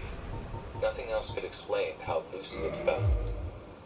A cold shower provided relief against the oppressive evening heat. He left the bathroom feeling like a new man, his mind focused, ready to get back on the road again. He dressed himself, hooking the loaded .38 into his waistband again before kneeling on the carpet to fish the heavy black duffel out from under the bed. But as he did so, something felt wrong. It was heavy, all right, but not nearly as heavy as it should have been. In a panic, He wrenched open the zippers, only to have his worst fears confirmed. What should have been inside the bag, stuffed into individual plastic bags, was just over $20,000 in cash. But that's not what the driver found when he opened up the duffel. Instead, he found plastic bags stuffed with filthy, worn-out children's clothes. Only one of the bags contained any money at all, and it only amounted to a few $100s. Someone had swapped out the cash, and in his hasty escape, he neglected to check it was still there. For a few moments, the driver stayed perfectly still, staring into the open duffel in utter disbelief. He found he had forced himself to take a breath, white light creeping into the corner of his vision. All his plans, all his hopes, gone. Without the money, there was no ticket onto a ship leaving the United States, no new life in the Bahamas, nothing. He stuffed his face into a pillow, biting down on the cheap, coarse linen before he let out a guttural, primal scream. Then came the tears, the guilt, the anger. Everything he'd managed to keep inside of him on the road south came spilling out in one ugly torrent. Suddenly, he stood up, pulling the .38 out from his waistband and placing the barrel in his mouth. The steel tasted bitter on his tongue as he angled the muzzle to the roof of his mouth. It would all be so easy just to check out there and then and not have to clean up the mess he'd left behind. But he'd never made a habit of going easy on himself. Always took the hard road, his pa used to say, no matter where it took him. It was that particular thought that made the driver take the revolver from out of his mouth and decide that there had to be another way. The driver shuffled over to the motel room's windows and hooked a finger into the blinds. Outside, the Hound Dog Bar and Grill was considerably busier than it had been earlier. A dozen or so Harley-Davidson motorcycles were parked up outside, but the drums almost as loud as the music. A thought flashed through the driver's mind. A busy bar would have a whole lot of cash on hand come closing time. All he had to do was walk over, spend a few hours nursing a few beers, then hit the manager's office come closing. His mind was made up. He stuffed what money he had left into the pocket of his jeans, left his motel room, and headed back across the highway. What had only a few hours ago been a sleepy roadside burger joint was now swarming with scum and villainy. 1%er motorcycle clubs held court around small tables overflowing with empty beer bottles and shot glasses. Small-time dealers barely concealed nickel and dime deals in front of bartenders that had long since deceased trying to prevent them. All the while, trailer park pimps arranged back alley meets between oxy-dumb hookers and their johns. The driver waded through the crowd until he found himself a spot at the bar. He ordered a beer, waited, and watched. Over the course of the next few hours, the driver watched as the crowds grew more and more intoxicated, laughing and bickering among themselves, sharing drinks and stories with an almost constant stream of people going to and from the bathrooms. At one point, something caught his eye from across the room. A small figure stood alone in the corner of the bar, holding something in their hand. It was a child, the same little girl we'd seen on the highway. No one was paying any attention to her, but it didn't surprise the driver that there were parents neglectful enough to leave their kid alone in a late-night dive. Only, that wasn't what was so odd. It wasn't so much the beer-swilling patrons who weren't paying attention to her. It was as if they couldn't see her at all. People walked right past her, drinks in hand, without giving her so much as a look. It was then the driver saw what was in her hand.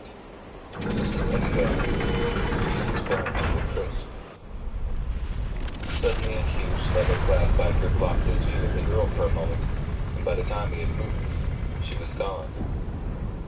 Around 2 in the morning, the drunks began to slowly file out into taxis.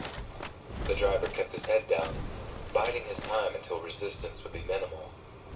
Half the patrons would be carrying, and it was likely the main office had a piece tucked away somewhere. If he was going to strike, it had to be surgical. When there was only a handful struggling to stand, the lone security guard began to issue a 10-minute drink-up warning. The driver nodded lazily, but defiantly when it was his turn to be told. watching as yet more of the patrons finished their drinks and stumbled out of the front door. Slowly, once the security guard's back was turned, the driver began to reach for his waistband. But as his right hand slipped under his filthy t-shirt, and his finger began to curl around the 38's grip, he heard a voice behind him. "You don't want to do that, my friend." A hand shot out, gripping the arm that reached for the 38. "No one has to die here tonight." The driver turned with fury in his eyes, trying to wrestle out the stranger's grip, but he was strong, very strong. "You can try, friend, but that security guard there will put 2 or 3 in you before you even hit the ground." Oh, man. He's not through the cop. Me to tell. The driver stopped struggling and slowly took his hand away from the revolver. He was shaking from the adrenaline, curious at the unwelcome intervention of the stranger that looked stupid. Ow. The stranger Ow. looked over to him, smiling before he spoke. "If it's money you need, I can get you money. 100,000 for just a day's work." The stranger had the driver's ear. "Hey, I told you, get out of here, we're closed." The bouncer backed in her direction. "We'll be in my friend here, please," the stranger said, nodding in the driver's direction. "Well, friend." You're not running through that one. The driver followed the stranger out of the That's bar. for sure. Parking lot gravel crunching. At least we against got his it boots until they turned reached the the black path. 4-seater pickup. Pass It was only right after now. fluorescent lights in the bar's parking lot that the driver could get a good look at him. He was a huge African-American, light-skinned, with blue-green eyes. He wore practical, dark-colored clothing, having a vague air of the military about him. The stranger climbed into the cab of his truck, inviting the driver around to the passenger side. "What's your name, friend?" the stranger asked. "Cole." The driver croaked. It was the first time he'd spoken in days. "Nice to meet you, Cole. I'm Reeves," the stranger replied, offering the driver a hand to shake. "You spend much time outdoors, Cole?" "Sure. When I was a kid," he replied. "Why?" "My employers will, well, they'll pay handsomely if I can locate a certain collector's item down in the Everglades," Yeah. Reeves replied. "What kind of collector's So I remember the first time I went through this, I could just kind of run past those things if I wanted to. Something Not now. just anyone would be willing or able to locate." Or maybe the big dudes, I'll run past them. "What do you think I can?" Cole asked skeptically. "Your whole life, you've been looking for something in a place you'll never find it. Was it the right task? I think you'll be able to help me find just about anything." "Think about me," he spat back. "I know a lot more than you think, friend." Reeves' reply came with a wry smile. "If you got something you want to tell me, asshole, do it now." Cole shifted to the passenger seat, his whole demeanor now one of confrontation. "I'm not a cop, if that's what you're thinking." Reeves grinned. "Who the hell are you?"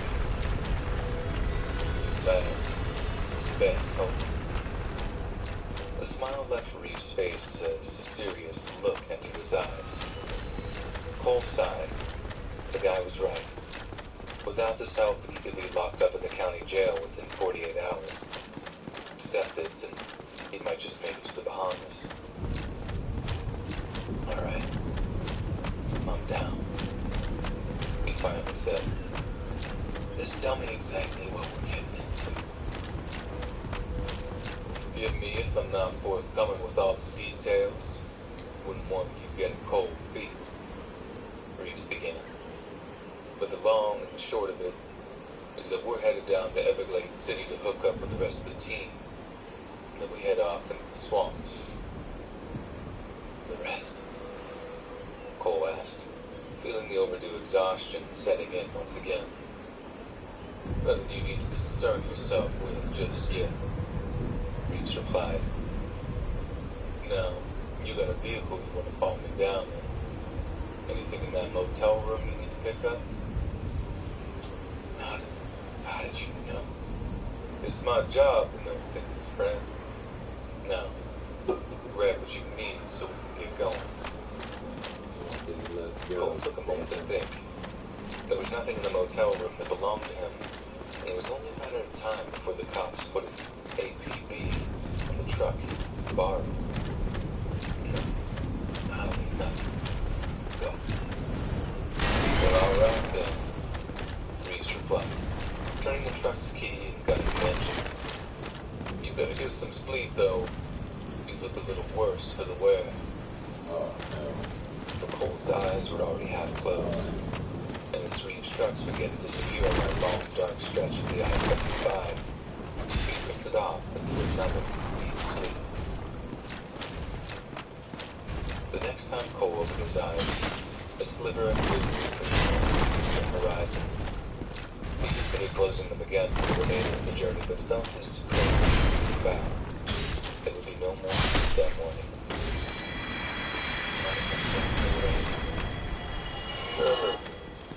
Open the window. Reeves answered, eyes still glued to the road ahead. Cole relished the blast of cool morning air that hit his face as he rolled down the passenger window. He'd always appreciated road service and tranquility. It was about as calm as Florida ever got. The truck turned off the highway just as Cole stayed low down closer, but once again found himself in the parking lot of an old rundown motel. He flicked the remnants out of the open window before rolling up again, following Reeves out of the truck and over to one of the rooms. There, Reeves gently tapped the knuckle against the rugged glass window. Cole heard movement on the other side. When the door to the motel room opened, a long-haired man with a wild beard peered out for a moment before opening it fully. "On that night, the hell kept you?" "Had to find the right one," Reeves replied, nodding his head in Cole's direction. "This guy? Really?" The bearded man with an insulting snort of laughter. "You gotta be kidding me." But when the look in Reeves' eyes assured him he was not, the bearded man reluctantly stepped out of the door frame, allowing them entry, but eyeballing Cole as they did so. Inside the room, Cole understood why the curtains were drawn. It was a veritable arsenal of weaponry and equipment, with firearms, tactical clothing, and maps laying out on every available surface. In one corner sat another man, well-groomed and clean-shaven, in stark contrast to the one who'd answered the door. What the fuck?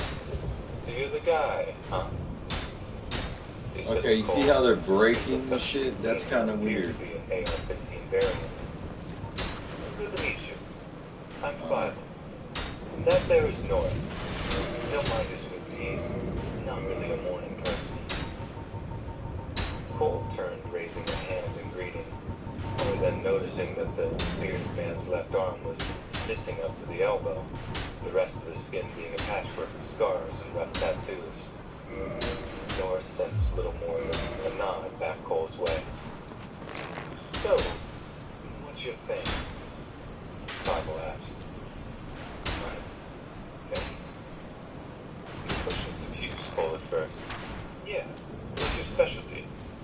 "I'm here to offer my medical expertise while Norris there is just about the best gator trapper in the state of Florida. I'm just curious what you bring to the table." "Is that what you're doing here? Gator trapping?" Cole asked. "The gators would be the least of our worries." Reeves interjected with a shake of his head. "But wait a second. You do know exactly what this guy's getting us into here?" Cole asked, feeling the frustration boil inside of him, heated by the fire of his cravings. "I suppose now is as good a time as any to tell you," Reeves said, leaning forward to see. "What you're looking for belongs to something that lives in the glade. Something we'll have to hunt. Oh, wow. Kill before we can retreat. Alright, we will try. I I'm swamp critic since I was a boy. Norris chuckled. No, not you. Reach replied. This thing is dangerous. Real dangerous. And we won't have any easy time finding it because it doesn't want to be found. We can track it, hunt it, and kill it, just like any other animal. But it is not like any other animal. You need to Why is understand. that damaging him? I figured there's something you want to tell us about this. Norris muttered. You're gonna have us out there looking for some goddamn skunk ape or some crap. There are questions you'll have that I simply don't have the answers to. I can only tell you what I know. Reeves continued. But I can assure you, what we're looking for is very real. And I can promise you, it might well find us long before we find it. For a moment, that's there good. were no replies, no questions. Each man was rendered silent by Reeves' statement. To Cole, it almost sounded like the plot of a poorly written horror story. But something in Reeves' eyes had me believe in every word. He had to be talking about a rare Florida panther, maybe an albino gator or something. But as long as he was good for the money, Cole didn't really care. $100K, right? Bible finally asked. Cash on delivery? Why did your bank account upon delivery of the asset? Reeves nodded. Alright, Norris said. When do we leave? The four men piled themselves and their equipment into Reeves' truck as the morning air began to warm. Cole found himself sat next to the shifty-looking medical professor, who seemed like he'd be more at home in an air-conditioned office space than out in the Everglades.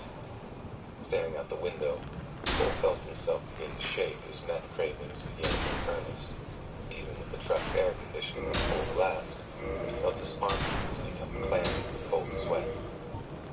He turned, noticing Five was staring curiously in his direction. What? Cole snapped. But Five could tell something was wrong. That much was obvious. A few minutes later, Favo reached for his backpack in the footwell in front of him, fishing around inside it before pulling out a small bottle of pills. Here, take one. He said softly. I'll do what? Cole's response was confrontational, but it was limp. He reached for the bottle, cracked the lid, and swallowed one dry. Keep it. Bible added. Good eat. It took a half hour for Cole to feel his withdrawal symptoms subside somewhat. Just in time for Reeves to turn the truck off the highway and down the dirt road. Almost there, he said ominously, the shadows of trees passing over the truck. Cole was about to ask where there was, but he didn't have to wait for an answer. The greenery either side of the road disappeared as the dirt road birthed into a large, wide open space. Before them was a huge complex of abandoned buildings. I know this place. Bible spoke up. This is the port of the Islands Hotel. Ain't that way back near Naples? Norris asked with confusion. Nah, that's a resort. This is a hotel. Not nearly as nice and considerably more cursed. Cursed? Cole asked. Yep. No matter who bought this place or Okay, yeah, that doesn't do any damage. Yeah, that makes sense. shut down. See, that's how I beat them the first time, is I just did that, and that's They'd have guests complaining about not an option. doorknobs, broken locks, bug-infested bedding, radios that switch on by themselves, or black water coming out of the faucets. All kinds of creepy shit. Do you think this is where you're gonna find what you're looking for? Norris asked Reeves. I doubt it'd come out this close to civilization, he replied. We'll have to walk a few hours in the glades before we pick up any trail. But this is a safe enough place to park up and start looking. Reeves parked the truck before the team took their equipment from the truck bed. Cole looked on in fascination as the one-armed Norris pulled a camouflage pack from the truck, opened it, and pulled out a curiously modified prosthetic arm. He'd seen prosthetics with hook attachments, but not one as large and sharp as his, and none with a row of shotgun shells attached to the forearm. Norris then produced a sawn-off pump-action shotgun that had a large steel ring screwed into the foregrip. Suddenly it made sense.